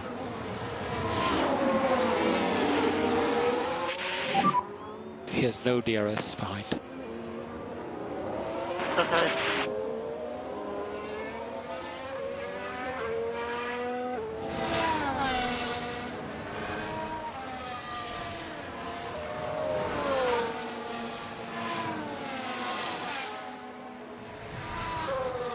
All right, that's better. 122.7.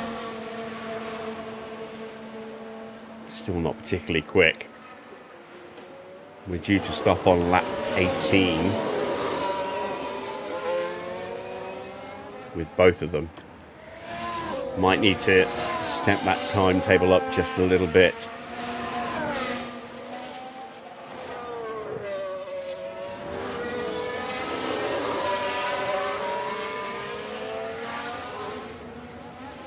So yeah, it's looking very good for Mercedes at the moment. Antonelli nearly 5 seconds clear of George. George nearly 6 seconds clear of Verstappen. The two McLarens now in range of each other. Piastri closing in on Norris. Then it's Hamilton just ahead of Charles Leclerc, who's trying to find his way through. That doesn't get a clean enough run. Behrman's into the pits. And so is Bortoletto from P11. And Hulkenberg and Sainz coming in as well. So Hulkenberg might have to stack. Might be okay.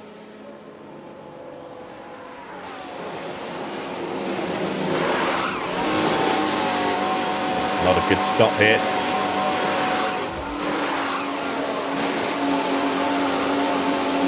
Oh, and yeah, Hulkenberg did have to stack because it wasn't a clean stop for Bortoletto either. Much better stop for Hulkenberg. But he has lost out to Sainz.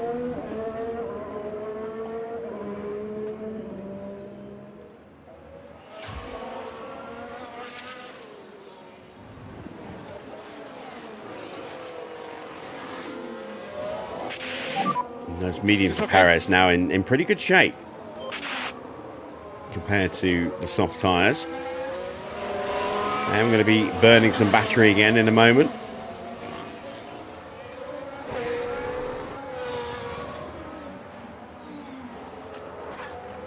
Let's go ahead and burn it now. Okay. Plenty of K1 available when you need it. Confirm. Hamilton drops down to 7th. Leclerc has got through into turn 1 and 2. Piastri still behind Norris. Might struggle to get past Norris. Norris has got those mediums, and if he can keep the gap big enough that he can start to utilise their pace, might be able to close the gap down to Max, but I think it's already too far to go after the Mercedes drivers. We just took a nice big bite out of Lance Stroll's backside there. Halved the gap down to just over 2.3 seconds. And still closing. There he is. Right in front of us. Now we're still in driving clean air. Let's turn that off. That has not helped. Copy. It's probably cost us a bit of lap time every lap. Might be why Stroll was able, Perez was able to pull away from us so effectively in the first place. I forgot to turn that off. Yes.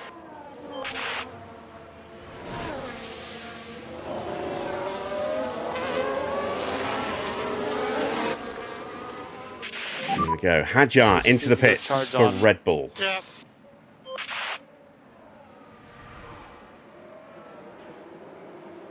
Still only 14 laps down. On to lap 15 now. Oh, bad stop. Lindblad coming in as well.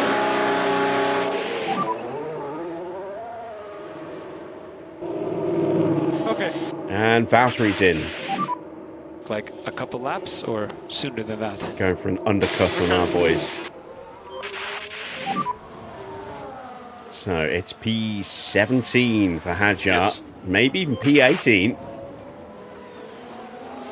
just able to swoop in front of Sainz there. Gone also right there. George boxing early.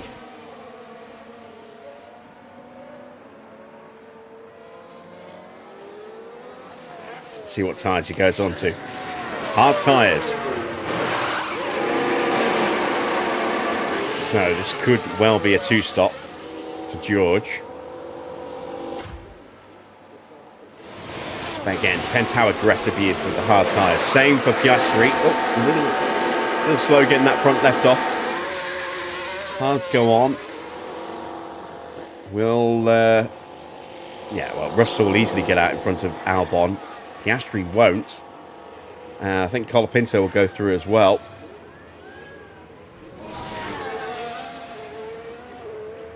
Yeah, there goes Colapinto. He's safe from Gasly and Lawson, though. So Oscar in P9. Those guys getting an undercut on the cars in front, and a little bit of clean air to move into.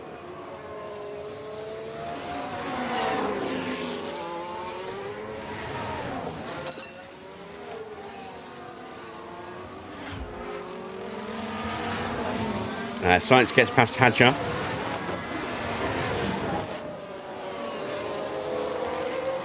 We are closing right back in on Perez and co.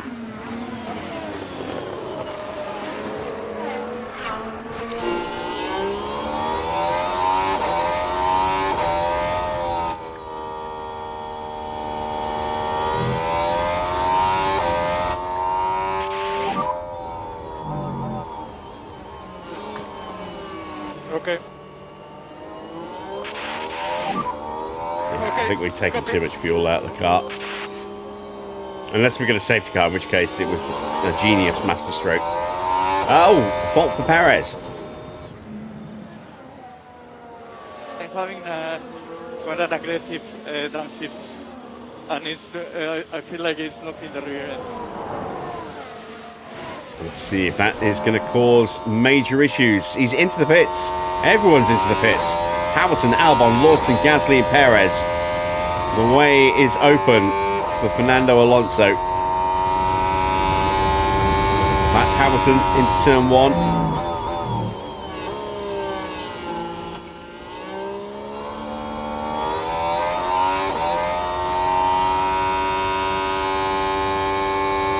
Antonelli into the pits now.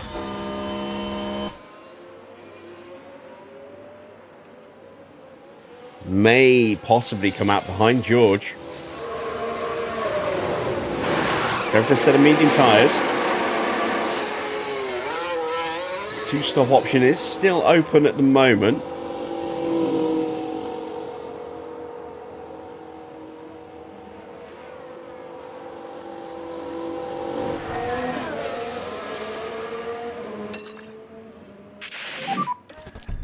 Mode push. Copy.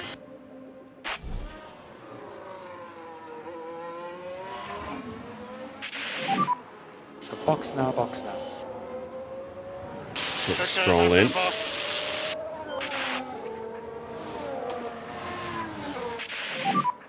Mode push, mode push. Yeah. Colapinto hits the pits. Boxing. So does Stroll.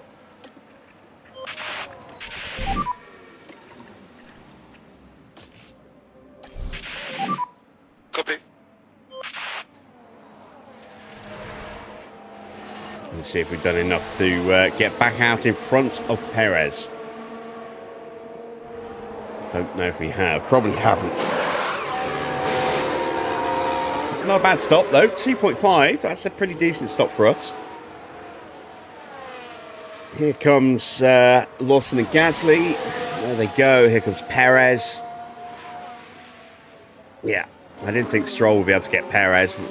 Comfortably ahead of Valtteri.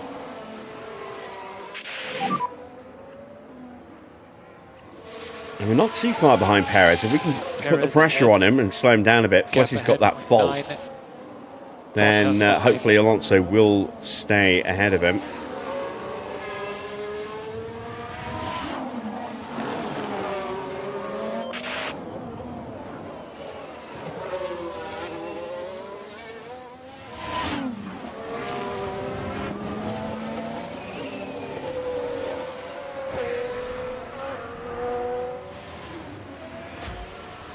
into the pits then for Fernando Alonso. Absolutely wringing the neck of those tyres on that in lap there. Through we go Behrman and Bortoleto.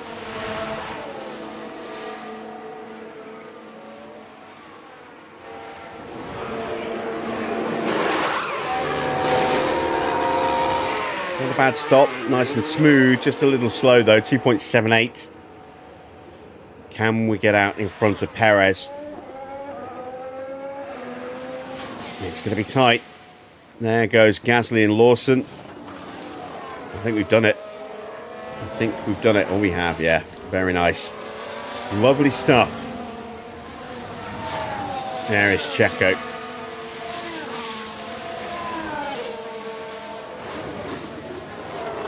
All right, Max and Charles both into the pits at the same time. Set of soft tyres on for Max.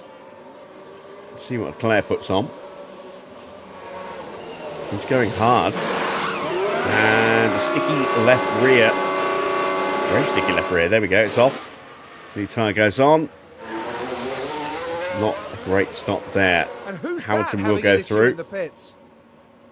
There's a big enough gap back to Behrman and Bortoleto.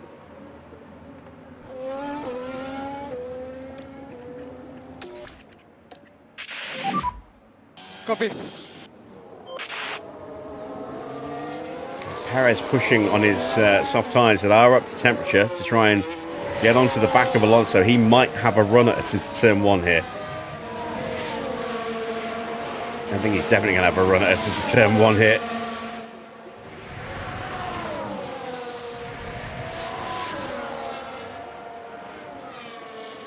Alonso giving Perez a taste of his own medicine, sitting just off the line like that.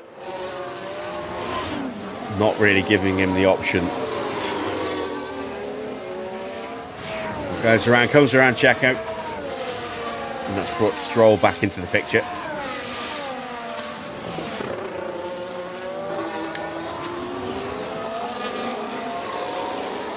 So, 20 laps done. On to lap 21. Norris leads but hasn't stopped. He gets overtaken by Antonelli, and George is right there as well. Very tight here at the front. Norris now a pit stop down, but on a different strategy.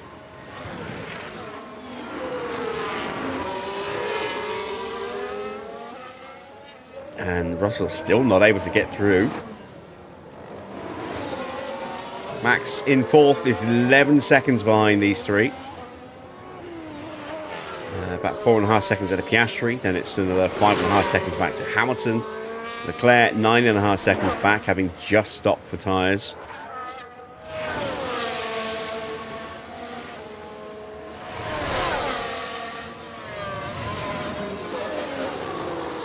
And this is playing into Antonelli's hands beautifully. Norris putting up a stubborn defence on George.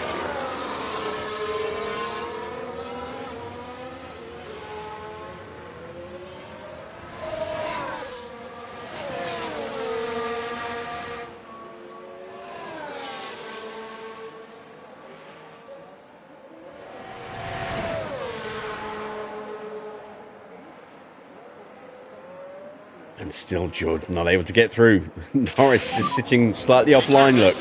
Blocking that move. Alonso's tyres are up to temp and he's pulled away from Perez. Stroll putting some pressure on now. As we close in on Gasly and Lawson. We need to start picking our way through the traffic because I do think we are up against a lot of 3 stops in the lower half of the field. And if we can't utilise the pace of our tyres when they're new and at their best, then we're in trouble.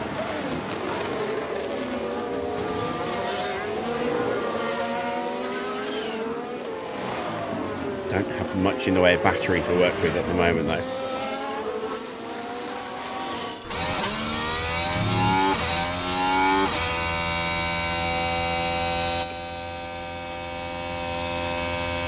Might not need battery at the moment though, we just get a good run.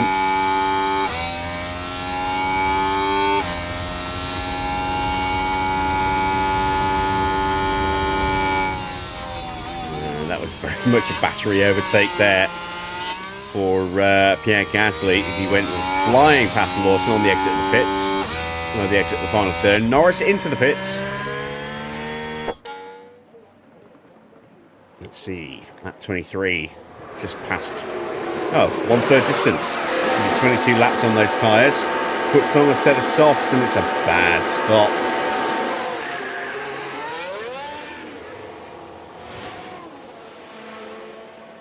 Out he comes, but he definitely lost an extra few seconds there. Will he come out behind Leclerc or just in front? I think he'll come out behind Leclerc. There goes the Ferrari. So a bit of work to do for Norris.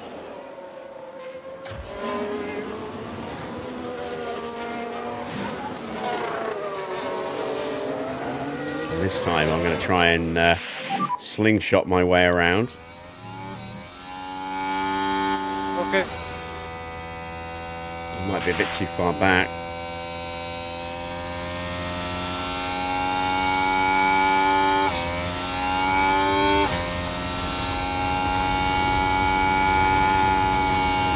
Yeah, too far back. Copy. We'll go on, Stroll. Mode push. Okay. Go on, Stroll. You got this. You got this. You got this. Yes. Good lad. No, no, no. No, you muppet. Yes. You Your genius. driving is perfect. Ahead is Alonso. Come on, shut the door. Close him out. This tire is better for keeping on. tire temp, so that's good. Yeah. Come on, Stroll. Oh, fucking useless. Let's catch the guys ahead. And let's go charge Oh. on, please. Okay. Feel like Austin Powers. The on the camera photo shoot. No, no, yes, yes, yes. No, no, yes.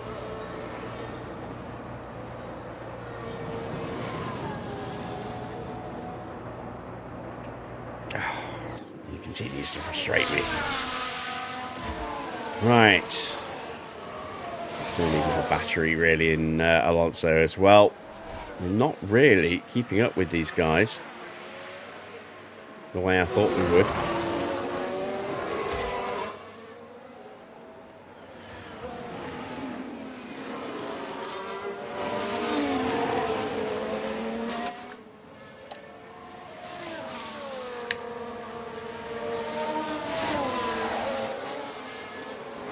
And it's been another pretty well behaved race so far. No safety cars, no VSCs, no red flags. We are about to get lapped. All management. looks Antonelli good for is not far behind. Okay. I might even see him in a minute. Heard him. There he was. He's very close.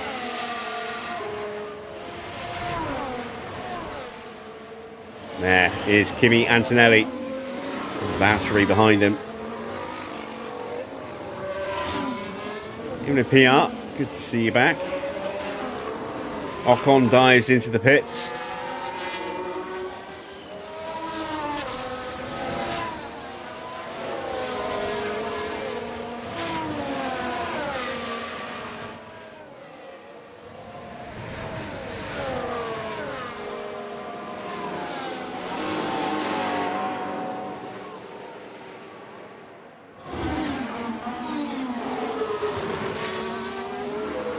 He will come out in 22nd place. Ocon absolutely on 3-stop strategy. And behind both of the Mercedes drivers.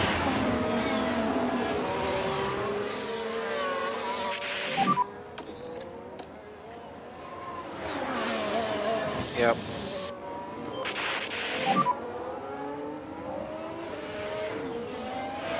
Okay.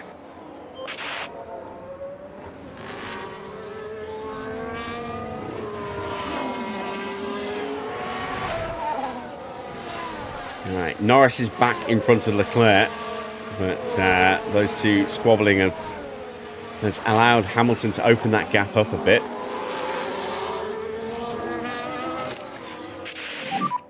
Let's use that K1.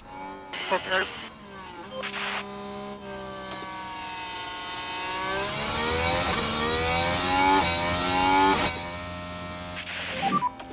Let's use the free air. Okay. You can close up the gap.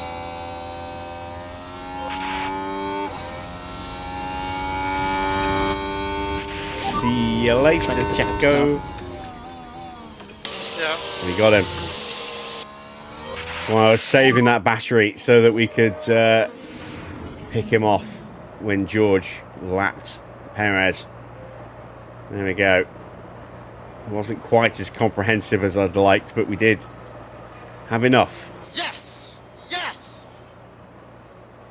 Finally, Stroll is through. Can he stay ahead? That is the question. Last time he couldn't. How's the deck? Alright, it's still quite okay.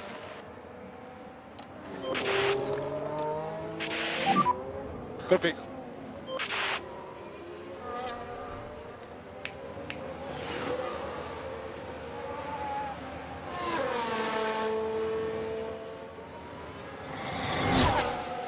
How are we looking on tyre wear? Not bad. I am going to start to save a little bit on the tyres. Still need to do a bit more fuel saving. I did not check to see how much fuel I need, actually. Let me go back. Copy. Yeah, just go a bit slower. 1.1 kilos per lap. Yeah. Okay, that's not too bad. So we're about 2.5 kilos short at the moment. We're about 2.5 laps short. And we've been lapped. So we can take an extra 1.1 off. So we're 2 kilos under fuel. We've got a yellow flag. Behrman, Perez, Stroll have got damage. Oh, no. We've got to be a C. Okay? Yeah, okay.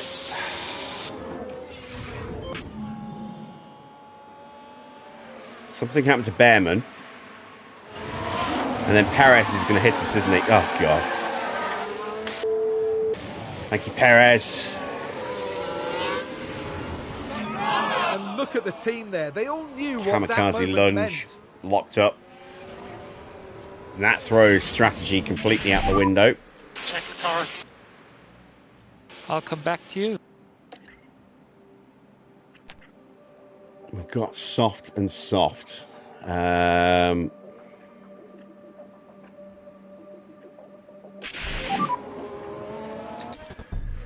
Alright, well, this will sort our fuel issues out. We'll get the batteries full.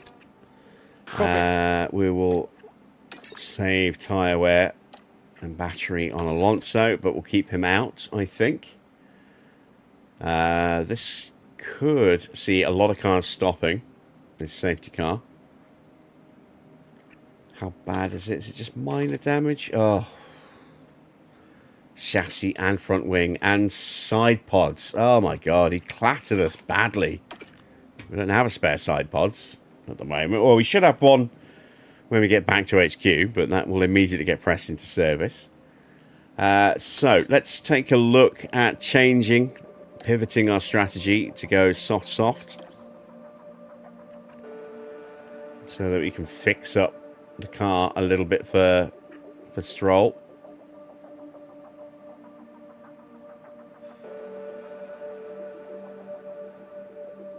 Okay, even that's not really all that viable, is it? Alright, where do we go?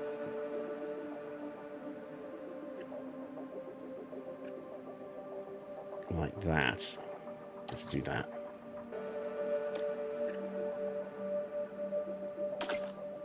Alright, so let's call them in. Let's put another set of softs on. Let's change that front wing.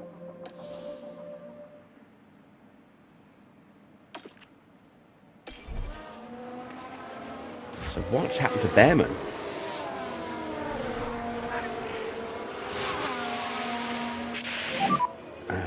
Maybe he's damaged his underfloor.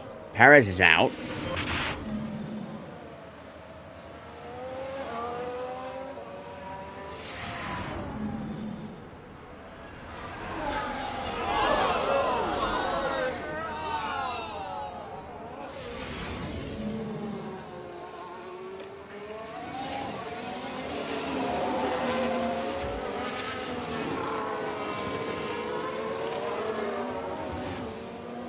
Are we going to see anyone in that pack in front of Alonso diving into the pits?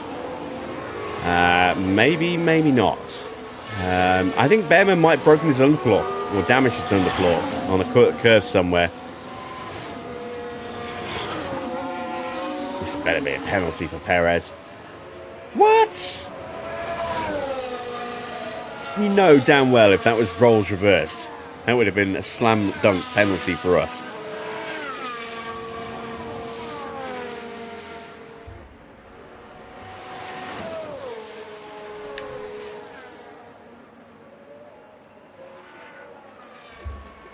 That is some grade A bullshit. But hey, at least I get to use my VSC button tonight.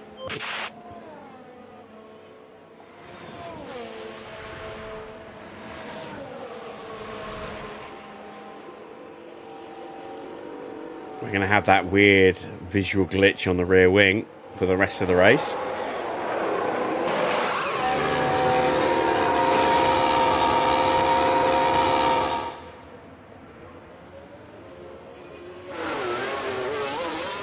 Not a bad stop for a wing change.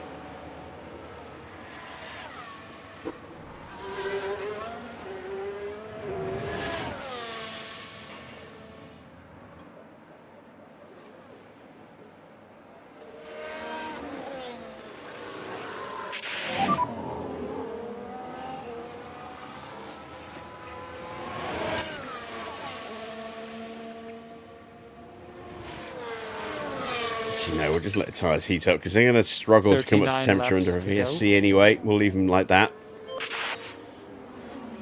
We're a long way off now. Target was 20th for Stroll, wasn't it? So we're going to have our work cut out to try and get ahead of Ocon. But we've got a much fresher, faster set of tyres on, so we can close some of that gap down. Trouble is, we also now have damage to the side pod and the chassis, which will affect pace. So, yeah, it's going to be rough. Valtteri hits the pits. And the VSC is ending. Okay. And there we go. Copy. Back to green flag conditions.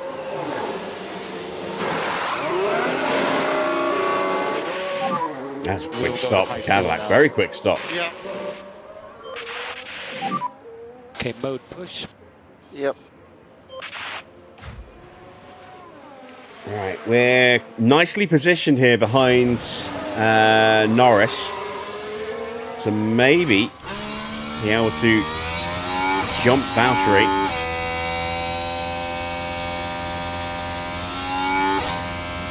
Valtteri put on softs as well.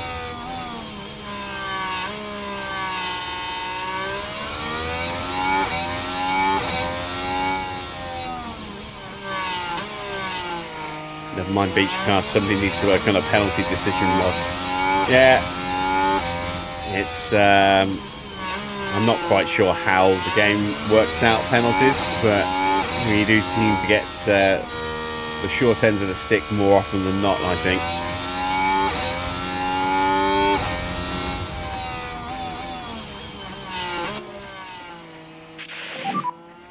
Copy. Either directly or indirectly.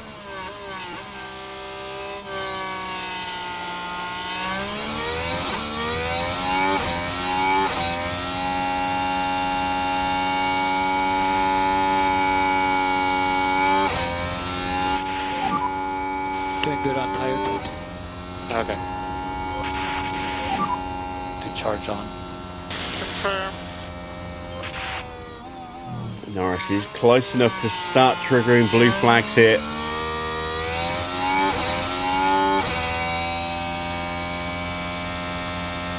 Speaking of blue flags, we have been overtaken by Kimi Antonelli.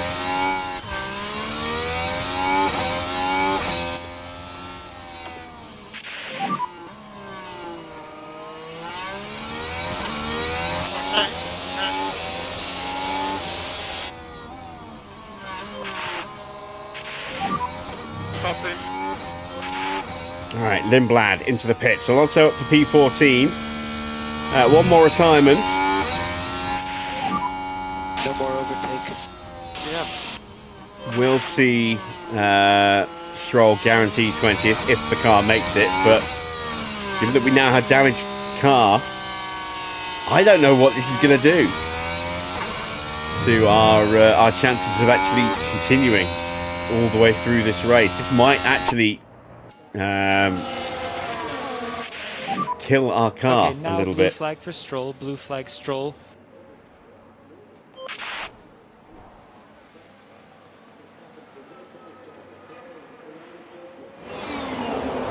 have to see. We're going to keep an eye on engine temps. They are a bit higher than Alonso, but he's been tucked up in dirty air. Got Bottas So ahead. that's not anything Gap too ahead, conclusive 2.2. just yet. But with damaged side pods, there's a very good chance our engine's going to start to overheat. And if it starts cooking itself, we're in real trouble. Real trouble.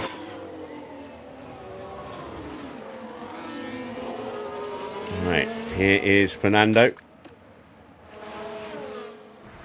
Under pressure from Bortoletto.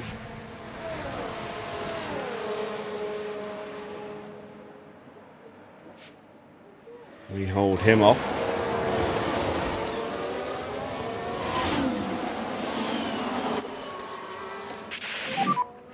Charge on. Copy. Oscar boxes from P4.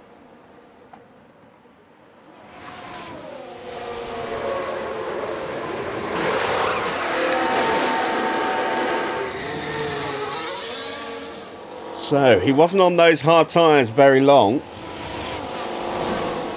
So this looks like a 3-stop then for Oscar. We're just shy of half distance. End of this lap will be halfway. Hadjar comes in as well. So expected 3-stop for Hadjar too.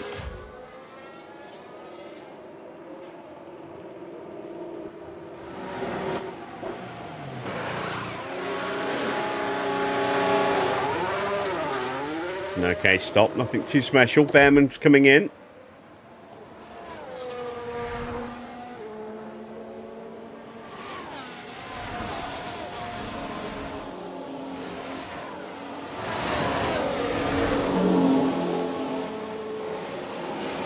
Bortoletto's got us, and Sainz is having a look as well. Come on, hold him off, hold him off. He's on pressure tyres. Wow.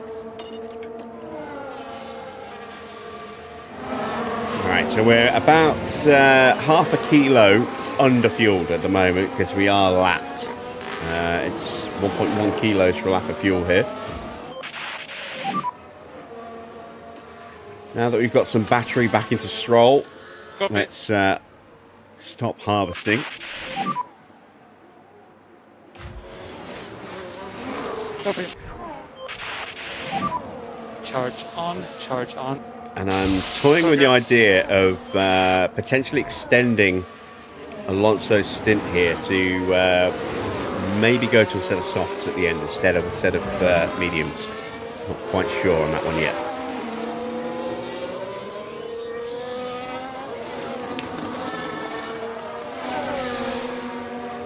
All right, Gasly into the pits.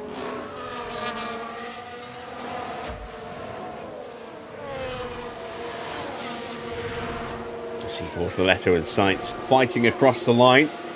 Alonso closing back in a little bit.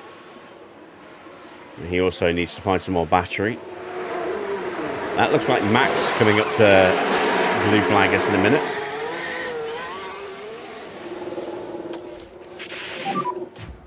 Copy.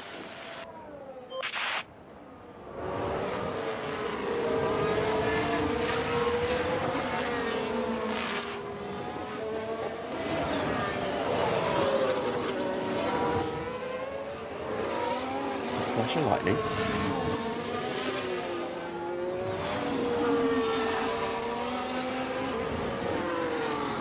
Yeah, there's the rumble of thunder. Oh, we've had so much rain over the last week or so. It's been glorious.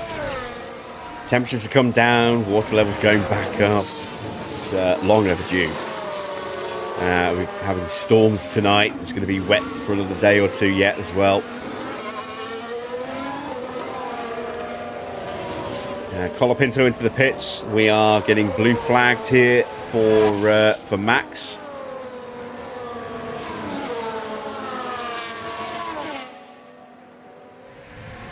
Almost getting blue flagged for Max. Closing back in on Russell. Not that much further ahead of us. We get ahead of Colapinto, who's come out of the pits to a blue flag situation of his own.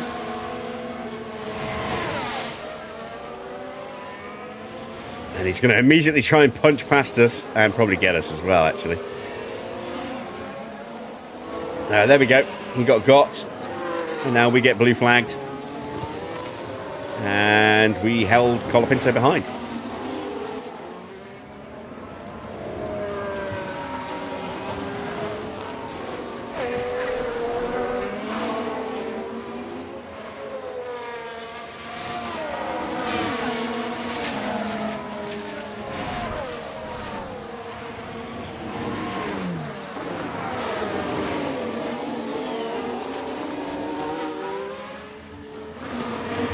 I think that damage has done it for Stroll.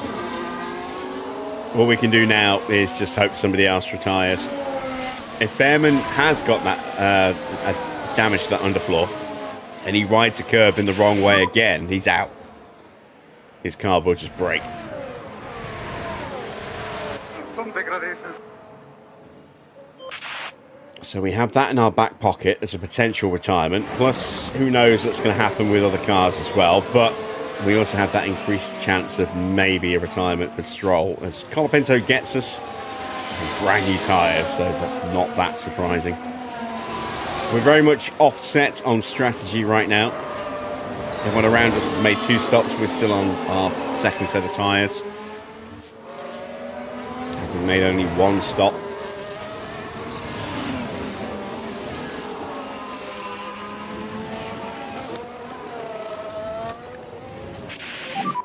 At least our engine temps aren't spiking, so there is that in our favour.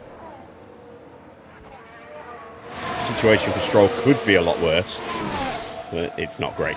He is definitely slowed. Last lap we were 1.6 seconds slower than Bottas. So we're not going to catch anybody. Too much damage.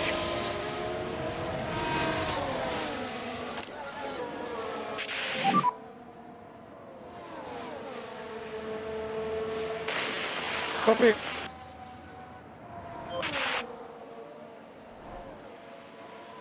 I'm not so sure we can go to a set of softs. I think we are going to have to go mediums again. Let's stop saving the tyres.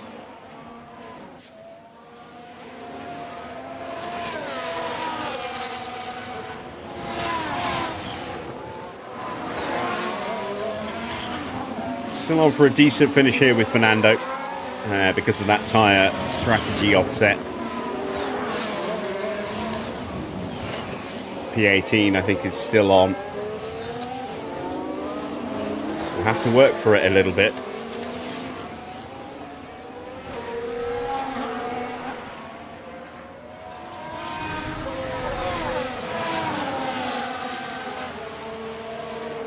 But we have no chance of a P20 for Stroll without someone else parking up.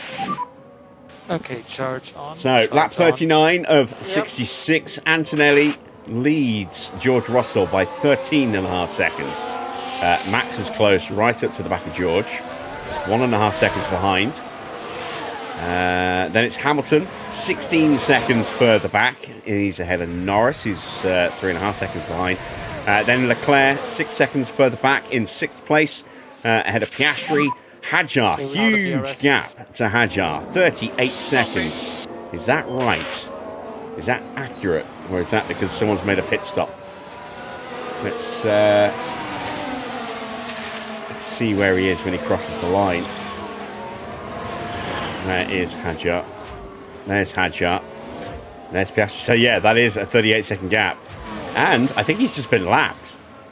He has. Antonelli has just lapped Isaac Hadjar.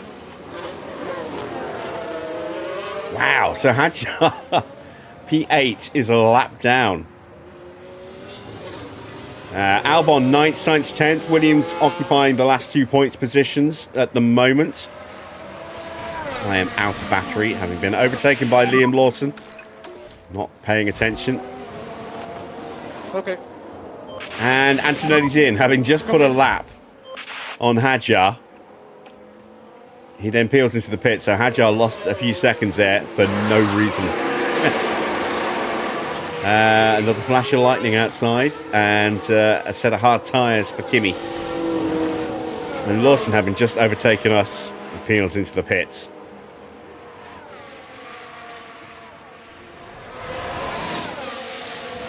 So Antonelli will come out in P3. He's comfortably ahead of Hamilton. Ooh, that's a little tight.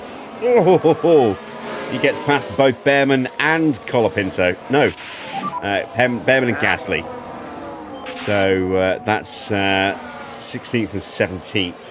Ocon overtakes us. The tyre's starting to really give up now. We're not long for the pits.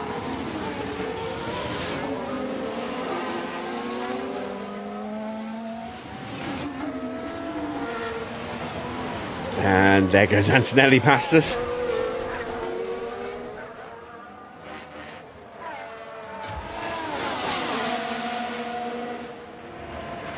So is that us 2 laps down?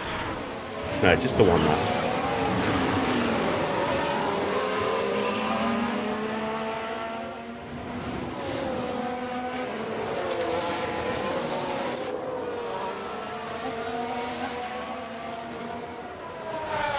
How is Stroll getting on? About 8 seconds behind Valtteri.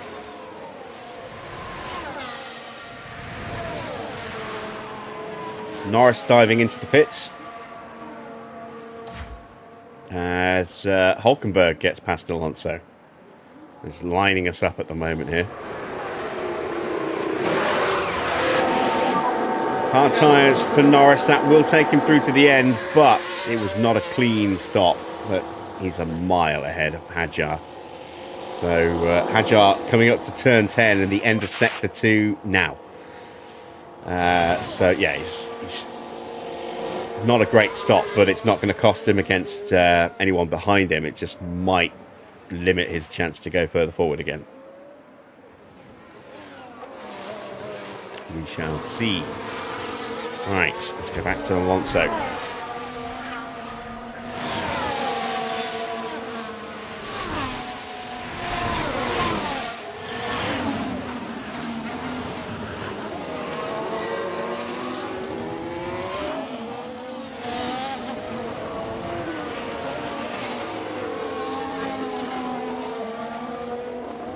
Max into the pits.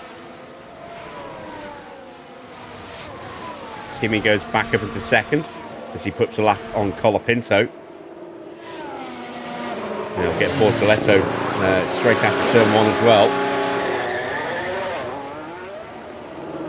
Max's final stop, set of mediums. That should take him through to the end. We have 25 laps to go. Well, they have 25 laps to go. We're about to have 25 laps to go. We are half a kilo short on fuel at the moment. As Max pops out just behind Charles Leclerc. But Leclerc needs to stop again. Like a couple laps or sooner than that? Yeah.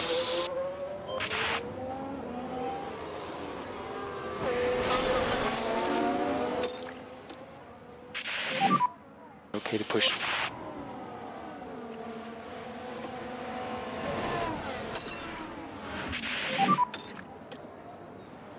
We're going to box end of the next lap. Okay, copy.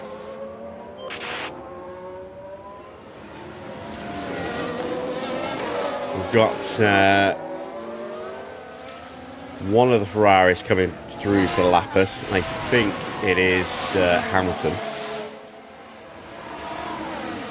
But there's a bit of a gap then before Piastri and Leclerc. My hope, as they all line up to take turns at us. Gasly goes through. As Russell's into the pits. Set of mediums to take him through to the end. Hamilton, just 2.5 seconds ahead, needs to stop again. So it's about a 17-second gap then between Antonelli and George. Antonelli has been on it today. There's our blue flag. Oh, God, and we get caught out by Behrman in the process. And there's George, blue flagging us as well. And now that's going to get Lindblad through. Yeah, we're going to try and go one more lap. But we're almost certainly going to get blue flag for Piastri now on this next lap. There's Piastri.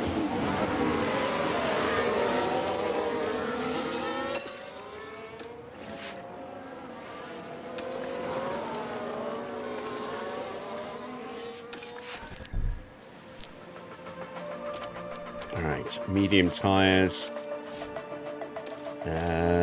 Box next lap. Confirm. Hockenberg's into the pits. Hamilton into the pits.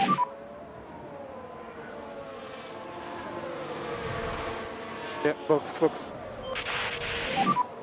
Copy.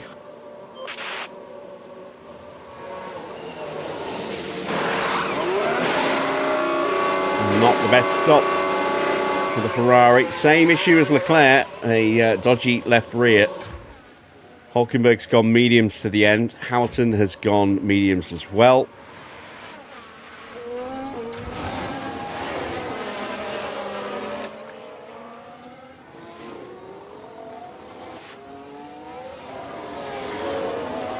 Let's see if we can just save that last little bit of fuel on the way back to the pits. We are going to lose a few places here, but a reminder that I think there's a lot of 3 stops around us, as is evidenced by the fact Hulkenberg's just made his 3rd stop. So I do think we will claw back some places. And then we just need to try and hold on and get that 18th place. Albon into the pits from P10.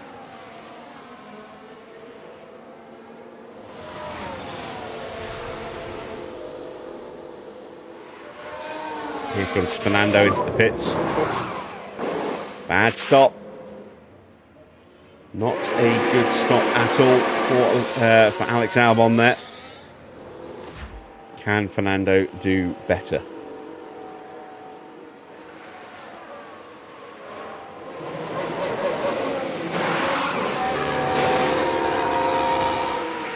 Yes, but not by a lot. 2.87.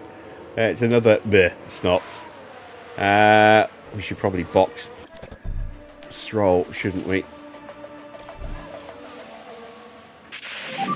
Got him just in time. That was close. Bottas in as well.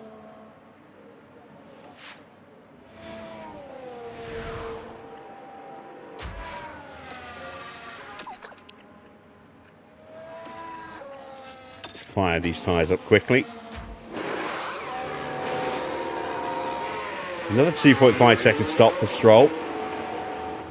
Not bad. I think both of our quick stops have been on that side of the garage today. Yeah, they have. 2.78 was our best stop today with Fernando. Is not good enough for the leaderboard.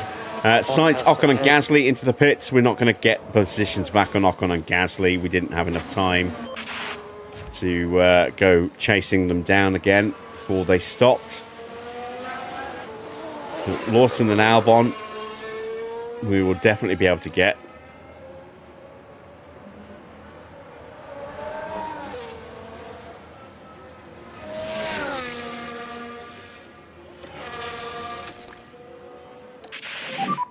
No battery left.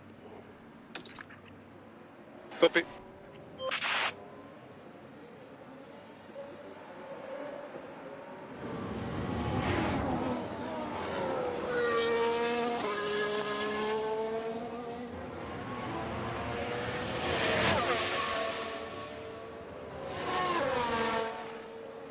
Right, the gap then, 10.5 seconds.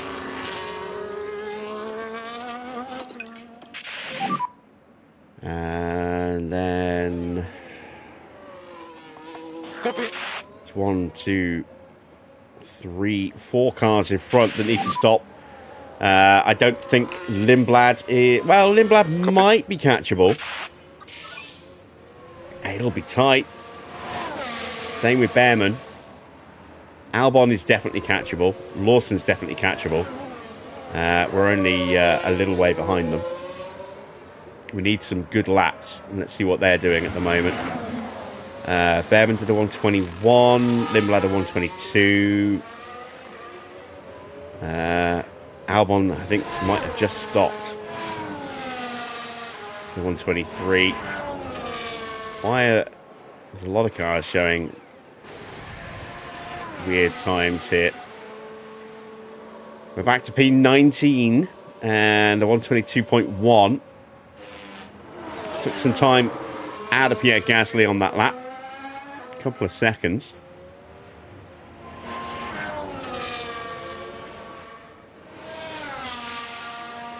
You see Lawson did a 125. I think he might have been blue flagged. He's about to get blue flagged again. One of the Ferraris coming through. That will be Hamilton.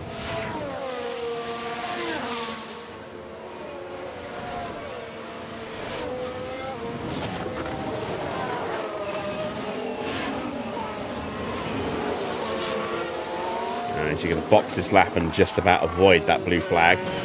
Or is he going to stay out? Please do. Get blue flag, lose some time, and drop closer and closer into Alonso's clutches. He's staying out. Good lads. You know it makes sense. And of course, assuming that he actually does need to stop again. We'll take a look at the tyre history, shall we? So, where are we? Here we are. So Gasly has just stopped. Hulkenberg has just stopped. Albon stopped. Ocon has stopped. I don't know if Lawson can go the distance or not. He might try. He's not as far off. He's not as close to a pit stop as I thought. But Lindblad and Behrman definitely need to stop again. Sainz has just recently stopped. Bortoletto needs to stop again. So does Colapinto over there, way ahead of us now. So we are going to have to work for it. We are absolutely going to have to work for it. Hamilton has put that lap on. And Lawson has got Ocon and Albon and Hulkenberg and Gasly closing in on him now. A quick lap for Behrman, a 120.5. Lindblad to the 121.5. We're 128 for us. So we are quicker than one, slower than the other. We've got a couple of blue flags of our own coming up in a moment. Leclerc and Hadjar.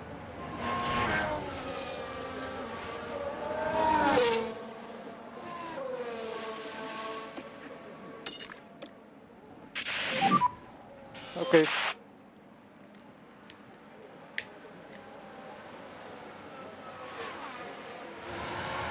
Speaking of Leclerc, a new fastest lap, 117.5. Let's take a quick rundown of the running order as we hit lap 50. Antonelli leads George Russell by just over 14 seconds. In third place, Oscar Piastri is 11.5 seconds behind Russell, but 12.5 seconds clear of Verstappen, who has Norris keeping him company. There is Norris, there's Verstappen. In the background, you see Hamilton, he's 3 seconds back in sixth. Big gap back to Leclerc, 21 seconds behind. Then it's Hadjar, And then a really big gap to Colapinto, half a minute. He's 10 seconds ahead of Sainz, who has the last points position. Behrman in 11th is going to need to stop again, I'm sure of that. Lindblad, I'm pretty sure he's going to need to stop again. He is in P13 now, as Bortoletto comes out of the pits onto a set of hard tyres. He's going to stay ahead of us, unfortunately. Hadjar dives into the pits. That's removing one potential blue flag from our immediate future. Albon has an issue. Is the car okay? I'm getting like weird vibrations starting my laps. Hopefully your car is dying. We need a little bit of help here.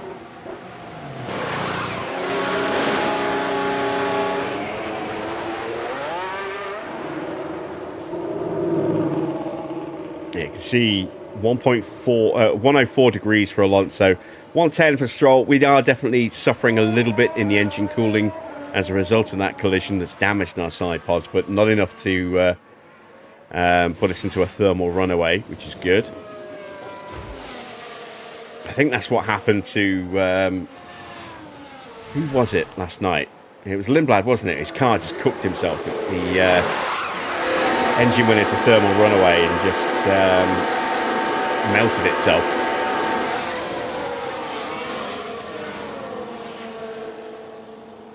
And that would have been caused by the gearbox itself overheating and raising the temperature. Those engine temps over 140 degrees in Lindblad's car last night.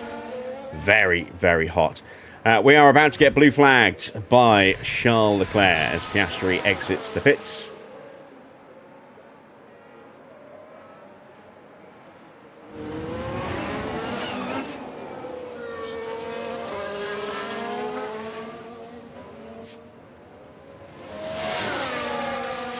Through he goes. We don't really lose much in the way of time there, which is good.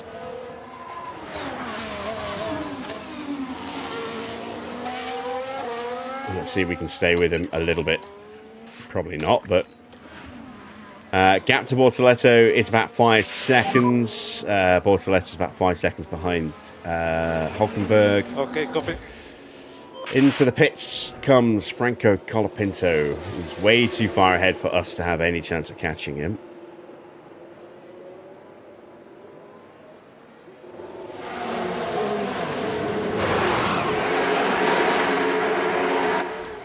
Medium tyres to take him through to the end of the Grand Prix. He gets lapped by Verstappen. Let's see how many cars are actually still on the lead lap. 7 cars on the lead lap.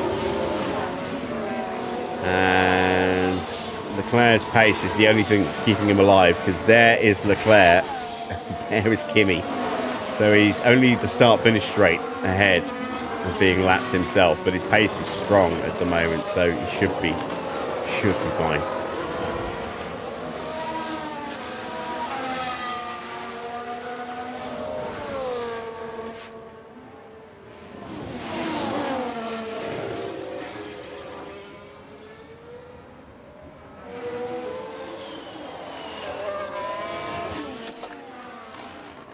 Give Stroll some battery. Why not? Mode push. He's been lapped by one of the Williams drivers. Was it Sainz or was it Albon? It was Sainz. I don't think it would be Albon. He's not that far ahead of us. He's in that cluster of traffic. It's very crowded there. Norris is through and clear. And look at this. We've got a three-way fight. Max, Norris and Hamilton all fighting over that final step on the podium. And Max is going to get... is he going to get sparred? He is going to get sparred. Max playing the role of Ricardo Zonta there, with the McLaren of Mika Hakkinen going around the outside, Michael Schumacher's Ferrari going up the inside, and they both pick him off.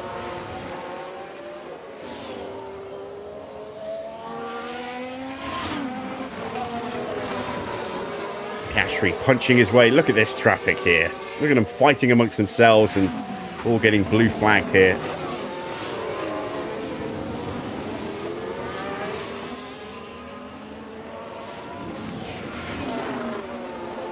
Piastri's no doubt losing some time on this lap.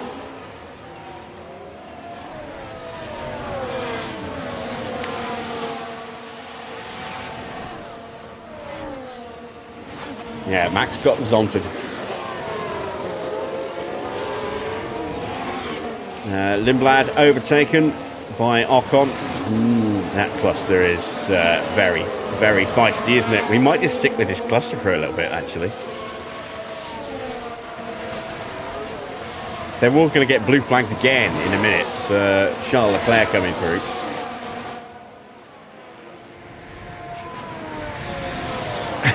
There goes Albon. And now they're all lining up to try and get past Lindblad.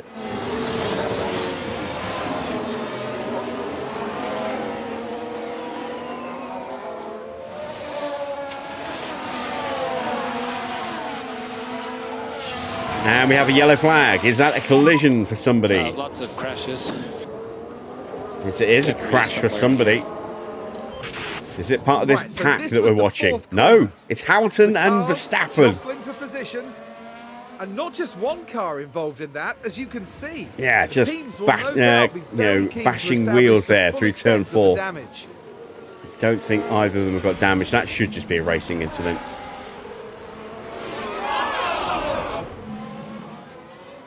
Yeah, neither of them have sustained any damage.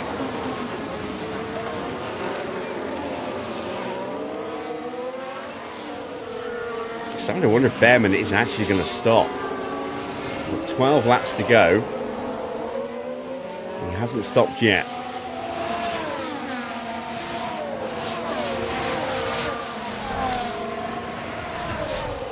Is that a racing incident? It is. Who else was the other one that we were looking at? Behrman, and it was Lawson, wasn't it? Lawson might need to stop again. Maybe. Who else? Lindblad was the other one. And Lindblad's in. There we go. Lindblad into the pits. This will push us up to P18. As the pack continues to fight without him. There goes Alonso.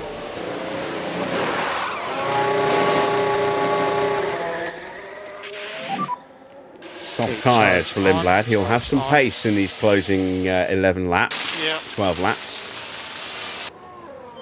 11 laps now for Antonelli, who's just crossed the line, and he's into turn 1. So Lindblad is the first... I say the first, he's not the first, but first one I've seen to go 2 laps down.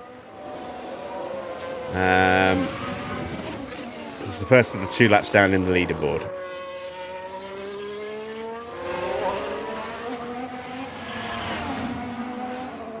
Alonso now just 4 seconds off the back of the pack. Look at all the time that they lost last lap. 126.8 for Lawson, 26.4 for Hulkenberg, 24.9 for Bortoletto, who was catching that pack. And we've just been pootling along, and all of a sudden we've closed up massively. And we still yet might see a stop out of Ollie Behrman. He did a 127 last time around. That might be from getting lapped, though. Yeah, I think it was, because you've got the Hamilton, Piastri, and Verstappen trio. Piastri's catching up and fighting with these guys now. Norris has kind of dropped them a little bit after that little collision. Piastri pushing on. He's going to punch his way past Lewis soon as well. So a very strong day for Mercedes once again. Looks like McLaren could be on for a good day. We have 10 laps to go. Just under 11 laps for us. Or at least for Alonso, it'll be 10 laps any second now for Stroll.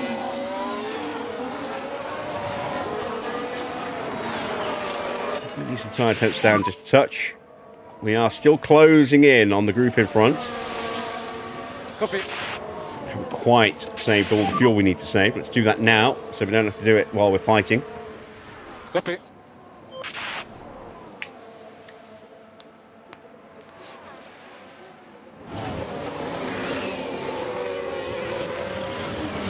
Hamilton holding the position for now.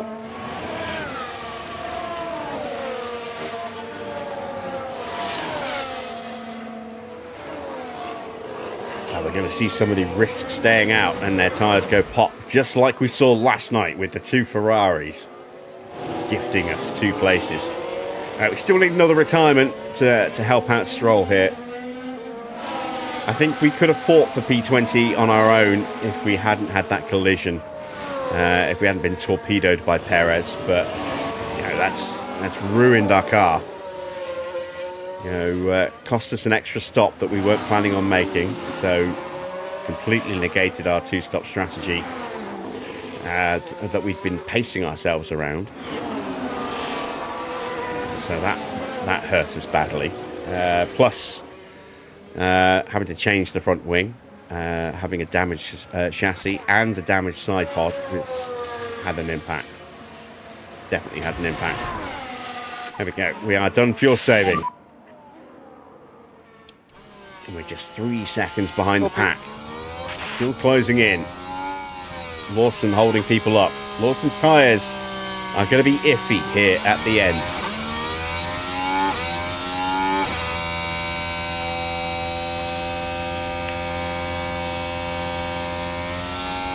That is assuming that he doesn't stop.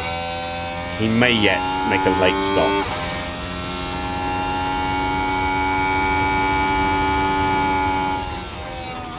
Right now he's holding up both of the Audis.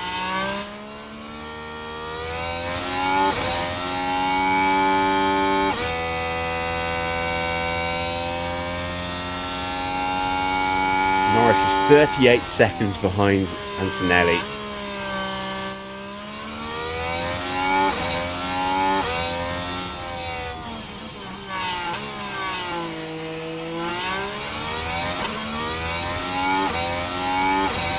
Go. 1 second the gap. We're in striking distance now. Piastri clear of Hamilton and actually closing down Norris as well. Piastri might end up getting on the podium here tonight.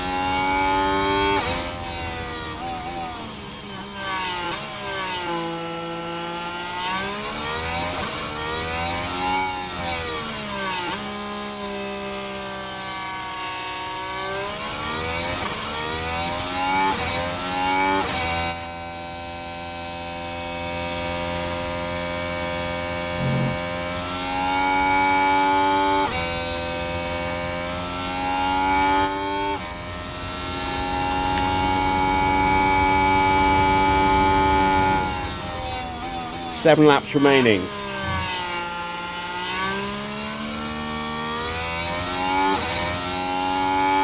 got a little bit of tyre wear in hand. Fuel is now okay. We've also got Kimi Antonelli closing in behind us to put another lap on us.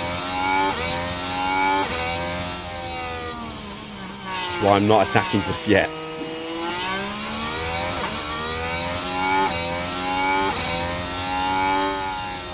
Trying to see who is behind him. I don't think it's it might be Lindblad. It's Lindblad. Lindblad's tucked up behind him. That's not good, because Lindblad's on softs. So we are going to have to attack before he gets it. Copy. Because otherwise we're going to put... Oh, Behrman's in. Behrman's into the pits. So we are going to get up to P17 here.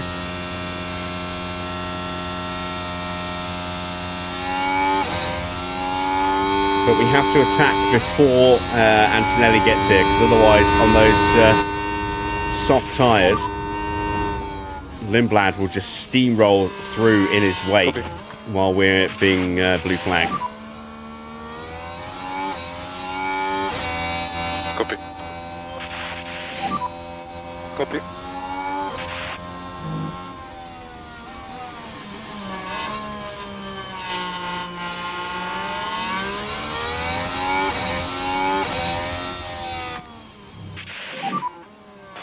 Copy.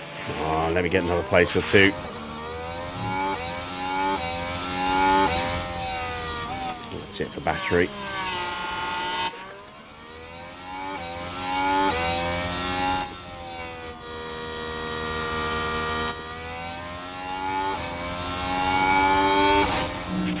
Yeah, go on. Copy. No. Ah. Copy. God, Yeah, Anthony's right behind us. I don't have And that pace. Hulkenberg's just slammed the anchors on. Breaks away. It's a really slow exit for Lawson and Bortoletto. Hulkenberg might get the pair of them here. And he does. Sneaky bastard. He brake checked us and then blitzed us and just took off.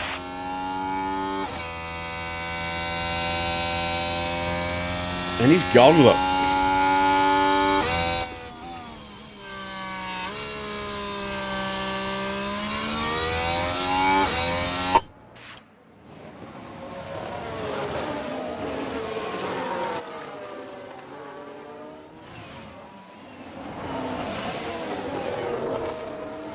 Oh, I do not like this.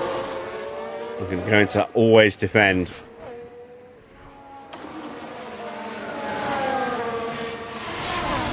See if we can stop Lindblad from stealing a position from us. Look how tight he is to the back of Antonelli. Russell is closing in because Antonelli is suffering with Lindblad behind him like this. George is taking, 2 seconds out of him, nearly. Evelyn Harvey.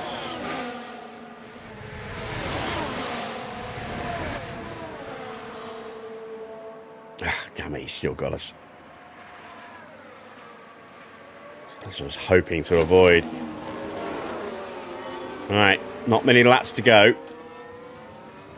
Back down to P18, but at least we're on target for the sponsors.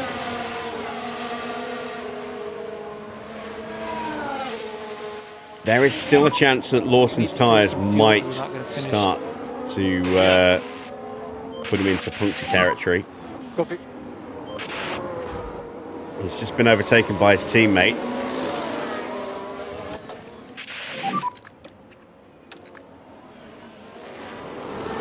Copy. Let's see how quickly I can punch my way through. Copy.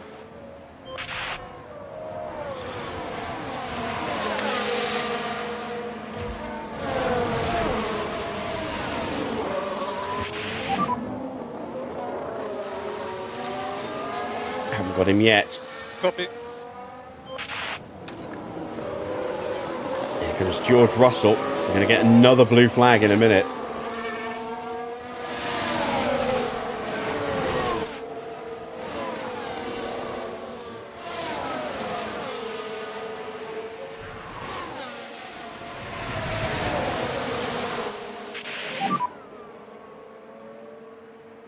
Oh, look at that sneakiness.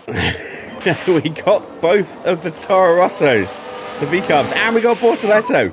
Let's go, guys. Wow, Fernando, that was superb. That was superb. Here's the replay. Along the straight here. It's there for the taking. And up the order they move.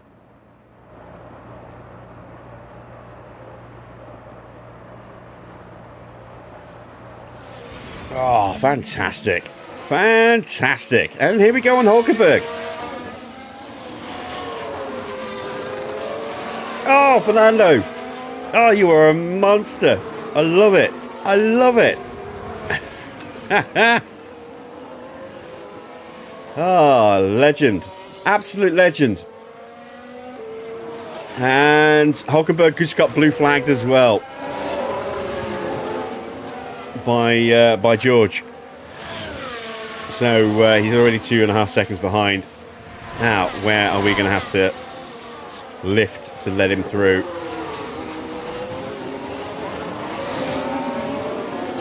Hopefully not too bad a spot that kills our pace and leaves us incredibly vulnerable down the back straight.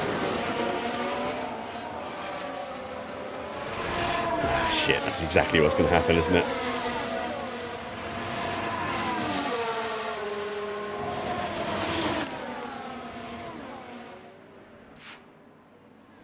Turn on deploy. Are we still in clean air? Yes, we are. Let's turn that off. And quick. Whew, there we go. What a couple of blistering overtakes that was. Little sequences. P14 for Fernando. Okay, copy, understood. Still need Behrman to break that underfloor over a curve. Running out of chances. 2 laps to go.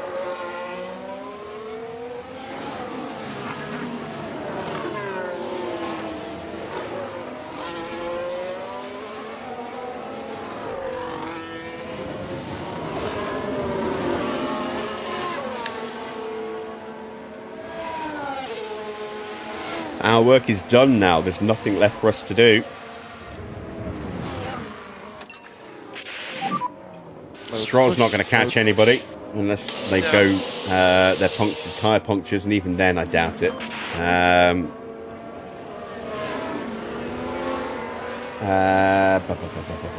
He's about to get blue flagged again by Esteban Ocon. Alonso isn't going to catch Gasly. He's about to get blue flagged for Max Verstappen. No, Isaac Hadjar. Isaac Hadjar's about to blue flag us.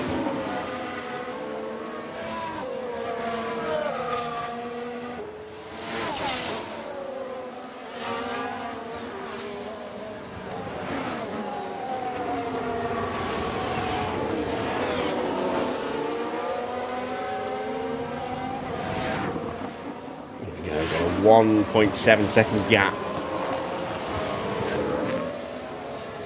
We're on the final lap. Let's burn what's left of the battery. Stroll's going to have to do one more lap. May as well put him in full deploy now as well.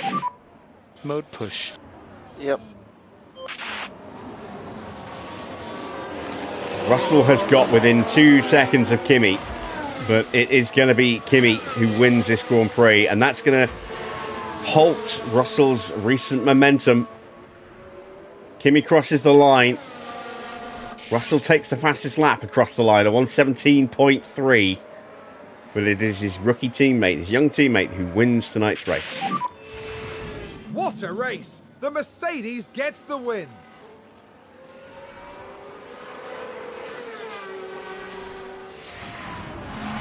I don't think there was a single second of that race where they didn't believe they'd win it.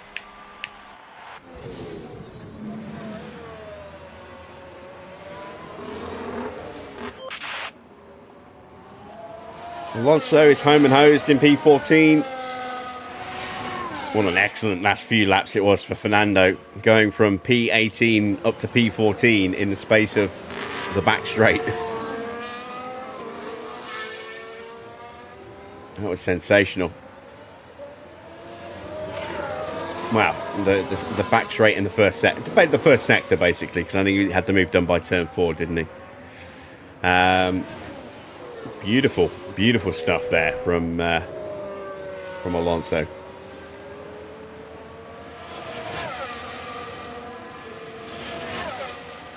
I think what was quite a boring race for us in some respects was almost worth it just for that move from Fernando.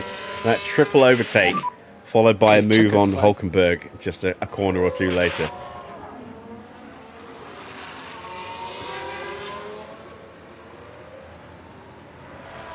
But yeah, disappointment for Stroll. And that's another race done for Fernando Alonso. A 14th place finish today, no points and lots to think about. That's a top 3 finish for the Mercedes driver after a real nail-biter of a race. He had to work hard for that one. It's a really emotional moment to be up there celebrating your first win. And by the looks of things here in Barcelona, the party's only just beginning.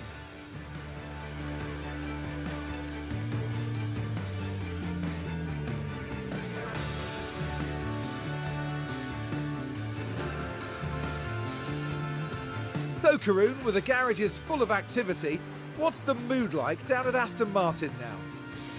Well, it was a bit of a mixed bag here. Some things went their way, but others didn't. I think their main target now will be finding some consistency for sure. And with that, our time in Barcelona is done. Next time, the teams will be forging ahead at full throttle through the Styrian forest. The Austrian Grand Prix is right around the corner.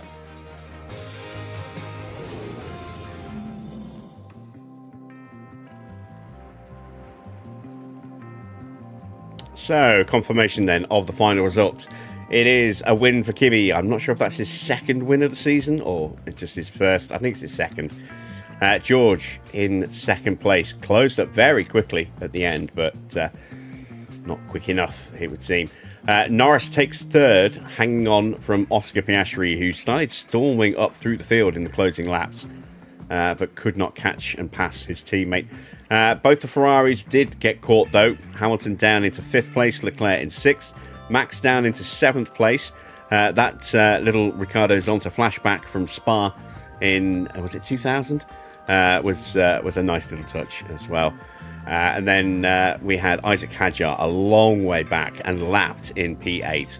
Sainz was 9th. Colapinto got the final point for Alpine tonight in 10th. 11th was Esteban Ocon. 12th for Alex Albon. 13th Gasly. 14th for Alonso. 15th for Hulkenberg. 16th for Lindblad. 17th for Behrman. 18th for Bortoletto. Our new signing to replace Lance Stroll next year. Liam Lawson, 9 places down. Not the best race for him in P19. Bottas in P20 and Stroll P21 with significant damage to the car after being torpedoed by Sergio Perez, which brought out a VSC and ended Perez's race. Let's take a look at the drivers' standings. So Russell is top still with 168 points. Antonelli with his first win of the season. It was the sprint that he won earlier in the year. So Antonelli's first win puts him onto 109 points. He's 59 points now behind George. Lando in third on 101, 67 points behind. Then it's Oscar with 90 points, Max with 83, Hamilton with 76, Hadjar has 65, 57 points for Charles Leclerc in 8th. A couple more points for Sainz. He is performing well in the Williams this year, despite 2 DNFs. 29 points now for him. Gasly in 10th has 20.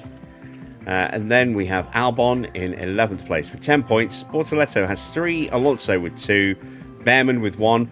Colapinto up 3 places with his first point of the season. And then the non-scorers. Nico Hulkenberg from Ocon, Lawson, Lindblad, Bottas, Stroll, and Perez. In the constructors' standings, Mercedes 277 points, picking up a maximum 43 here today. Second place, McLaren on 191. So already a big gap opening up there. Red Bull on 148. They are miles behind. And Ferrari have less than half of Mercedes points in 4th place on 133. Then it's Williams with 39 points. 21 points now for Alpine. 3 points for Audi. 2 points for us. Haas have a point. And then the 2 non-scoring teams, RB ahead of Cadillac. Let's take a look at the pit stops. Alpine getting the 2 quickest stops of the day, first and second. Stroll getting 3rd. That stop we saw from Bottas getting 4th. I said it was a quick one. It was pretty quick.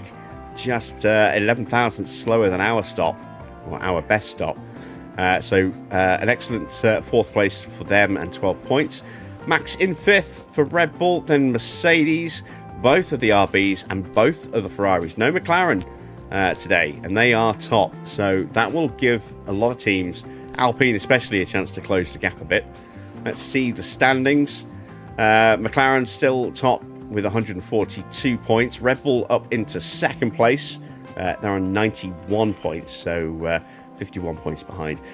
Ferrari down into third place, they're on 88. RB up into fourth on 79, 1 point ahead of Williams. Alpine jumping up 2 places into sixth, they're on 71 points now. They scored 43 today, huge points for them. Cadillac on 67, we're on 59. We closed the gap by another 3 points. We're now just 8 behind Cadillac. Mercedes up to 19 points, then it's Haas with 8 and Audi with 5. There's a summary of our stops, not particularly quick on either stop for Alonso, and 2 pretty good stops for Stroll. Both of those were good enough to get on the board and score decent points. The third stop was the quickest, and then the middle stop, yeah, that was the wing change, so not a good one. Right, money-wise, we do not make our 20th target for Stroll. We could have done. I don't know if we definitely would have done, but we could have done had we not been hit by Perez. So that's a bit of a shame. Not only did we miss out on some money from the sponsors, we've also got to pay for more parts now as well. And I've got to check to see if that's damaged any of our engine parts as well. That could be bad. But we do get our bonus for Fernando in pretty spectacular style at the end of the Grand Prix there. So just under $500,000 to add to our war chest, or at least to try and bring us back out of debt. We are still going to be just under $1 million in debt.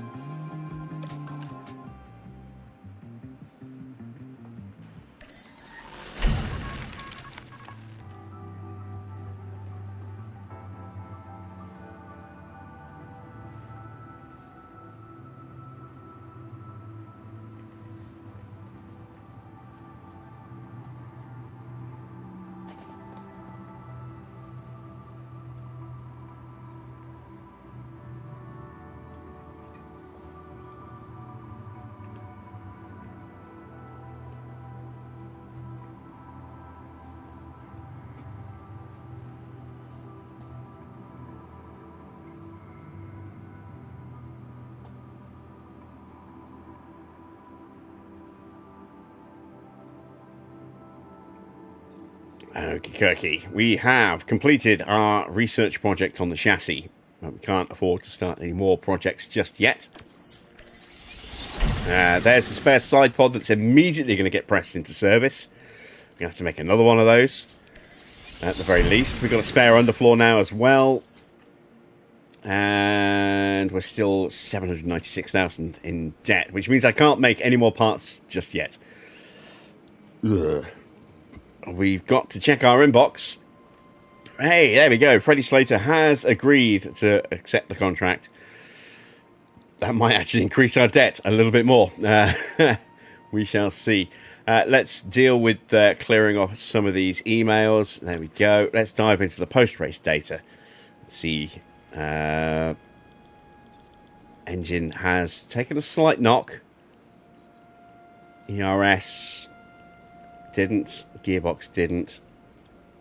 So, yeah, a little bit of extra wear on the engine from that collision, but could have been a lot worse. There you see the suspension has failed. I'm amazed we didn't actually damage the suspension.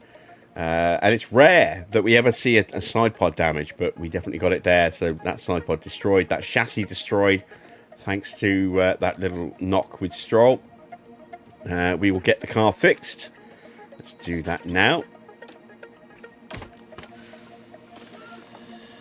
Do still have a spare chassis. There we go. I do now have a spare side pod as well. There you can see we now have that extra underfloor, so we've got 2 spare underfloors now, and we lose one of our spares on the suspension. So the car in good shape apart from that underfloor. Let's check it. Alonso's car. Yeah, we're short on wings, aren't we? We've got a new front wing coming. It's a week away. We're not going to be able to build that in time, I don't think, or are we? Oh, no, we will. We'll get 1 wing. We might not run it. We might not run it in Austria, just because it'll be the only one we'll have. I don't know, I might rush 2 of them so that I've got a spare for the Grand Prix. I don't know. Let's deal with Freddie Slater. So, we'll acknowledge, because I'm not sure if that signing fee is correct. It might well be. Let's go to scouting. See if it is any cheaper. So we've offered him a signing bonus of 125k. Yeah, we've got to buy out the last year of his contract. No, the last 2 years of his contract, because we're buying him out straight away. And there's the buyout fee. So yeah, that fee, what was it, 641. We're paying 634. Was it 631 or was it 634? We'll go back and check. And there we go. Freddie Slater has immediately joined our driver pool. Superstar young talent in F3. Now driving for us. Yeah, 634. So it was correct. I do like to double check those things.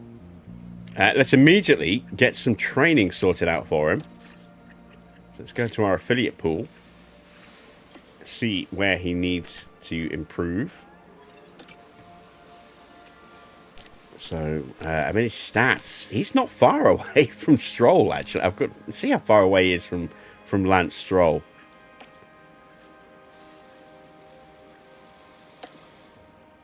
It's only 4 points down on cornering, 4 points down on braking, 8 points down on control. Down a lot in smoothness. That's going to need some work. Adaptability. Okay, he's not as close as I thought. He is better in overtaking.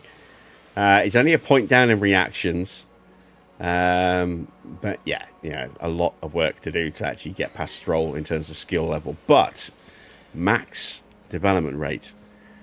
So we can definitely get more out of him than we could out of Lance. We got him for 5 years before we need to... Well, we got him for 3 years before we need to think about maybe offering him a new contract. But we've got 5 years on his contract. Let's see what we can do. I think I am running a mod that might enable teams to try and snipe with 2 years remaining. I'm not sure if I put that in or not. I'll have to double check. I'll do that now. Let me have a look. So, desktop mods. Oh no, packs. Let's go in to the extras. Let's have a look. AI driver transfer. So yes, we are running that, which means teams will try and snipe with 2 years left on contracts rather than just 1, I think. We know that we need to work on smooth descent. Baseline at 69, boosted slightly because his mentality's good. Control and accuracy could also do with a bit of work. Those are the 3 stats that we want to work on. It's consistency. So let's find some training that will work on those areas a bit more exclusively.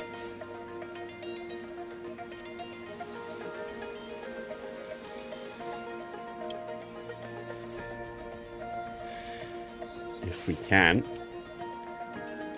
There we go. Perfect. Control, smoothness, adaptability, and accuracy. Perfect. That's what we want to train him on. Good stuff. I really would like to improve our driver sim now that we have signed Freddie Slater. Let's see. I think that's going to be a 4.9 mil upgrade. Yeah, 4.9. We're not too far away from needing to refurb anyway, so let's see how much money we get from our sponsors. Might not have the funds to upgrade it just yet. Yes, I know I'm in debt. Go away. The board will continue to lose confidence as long as the team's in debt. Let's go to the board. They were delighted with Barcelona. They're now disappointed on finances. That's the second big negative on our finances. Not great, but I mean we're making up for it elsewhere. So We need that money from our sponsors. Something purple. This might be bad. Ah. The design center's on fire. We were so close. It's 2 weeks. 2 weeks. I told you it's the first thing that pops in my head whenever I see 2 weeks. That mask moment from Total Recall. We were just about to get our front wings. And now, now we're not. 5 days away. That's about to become 19 days. Oh, God. That's...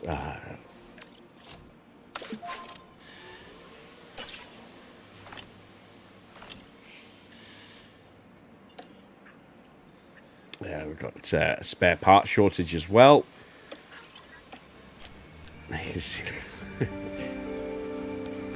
We were so close. Well, we haven't got to worry about spending money on new parts now for a while, so we may as well spend that money upgrading our design, our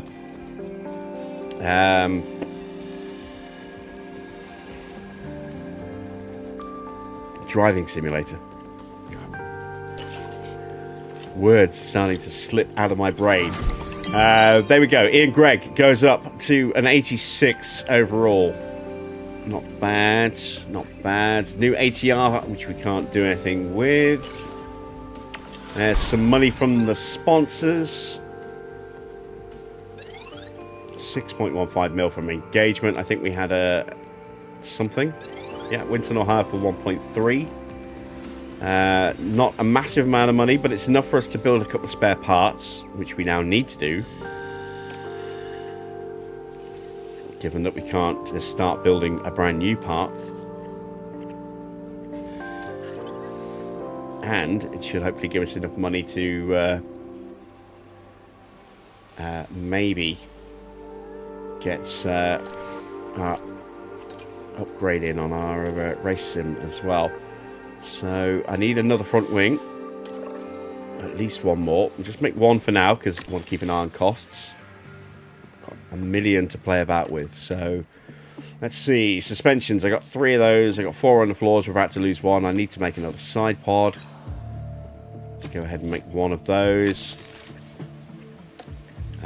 Rear wings. I've got 2 spares. I've only got the 1 spare front wing. I haven't got a spare chassis. I need to make 1 of those. How much are they? 550,000. Ah! Can't quite afford to make that. Because we had to clear our debt as well. Alright, well. We don't have a pressing need for another spare chassis just yet. Both cars have got chassis in excellent condition. So let's just hold off on that one for a moment. Let's get the facilities. There we go. Go to staff. Let's upgrade the race sim for 4.9 mil. That leaves me with 540,000. I think it's a better idea, seeing as there's no pressing need just yet. And I'm saying that knowing that we've got back-to-back races, and I'm probably going to break one of my chassis now. But let's get another wing added to that build queue. So we've got 2 spares. There we go. 315k left. We'll leave that alone.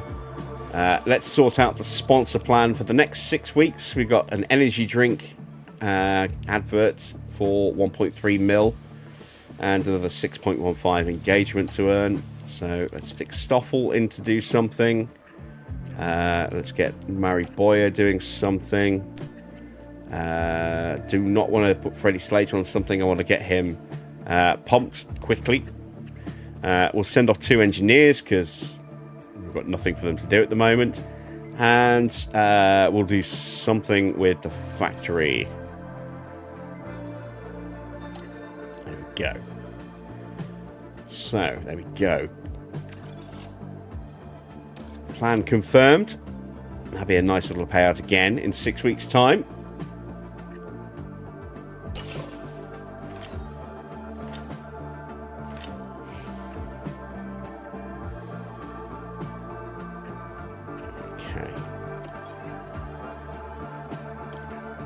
It's going to be warm. Not expecting rain at the Red Bull Ring. Let's take a look. Yeah, definitely going to be warm on the Friday. Not so much on the Saturday. And who knows on the Sunday. Could be anything, I suppose. And that brings us to the end of tonight's stream. So there is the top... Let's see, there we go. Top 7 of each championship there for you. Yeah, interesting race. Not a huge amount in it for us, you know, although we did get that wonderful moment with Fernando. We got to see that recreation of Spa 2000, which was very nice. We almost got an epic final couple of laps between the two Mercedes drivers as Russell really started to close up on Antonelli at the end there. But that did not happen. And then, yeah, our first big shunt of the season. But we survived.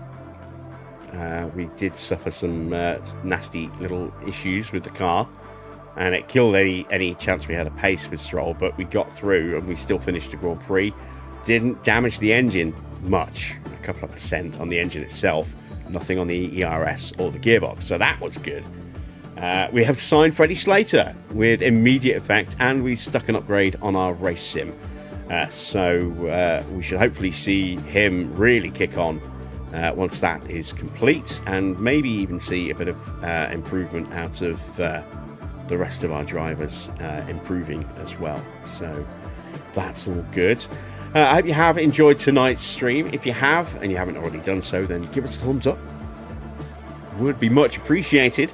Don't forget to hit that subscribe button if you're not yet subscribed, and click on the bell for notifications for all things Jim Bob here on the channel. New videos, new live streams, new posts, anything to do with F1 Manager, and so on and so forth. Also, I purchased a new game today. It's in early access, and it is Team Principal, and it's kind of like Motorsport Manager with but like the mobile version. There's no races to watch apart from just the mini-map whizzing around, but it is seriously in-depth. It's also very complicated to get started, and as I say, still in early access. So I'm going to spend some time over the next week or so getting to grips with the game, and once I've figured out how it works properly and how to play it, we're going to start doing some videos on that, maybe even a couple of streams as well. So keep your eyes peeled for Team Principal coming to the channel soon. Yeah, that's it from me. I'll be back the usual time tomorrow of 8 PM to round out our week as we head to Austria for the Red Bull Ring. Until then, that's it from me. Thanks for watching. I am Jim Bob, and I'll be back with more F1 Manager very soon.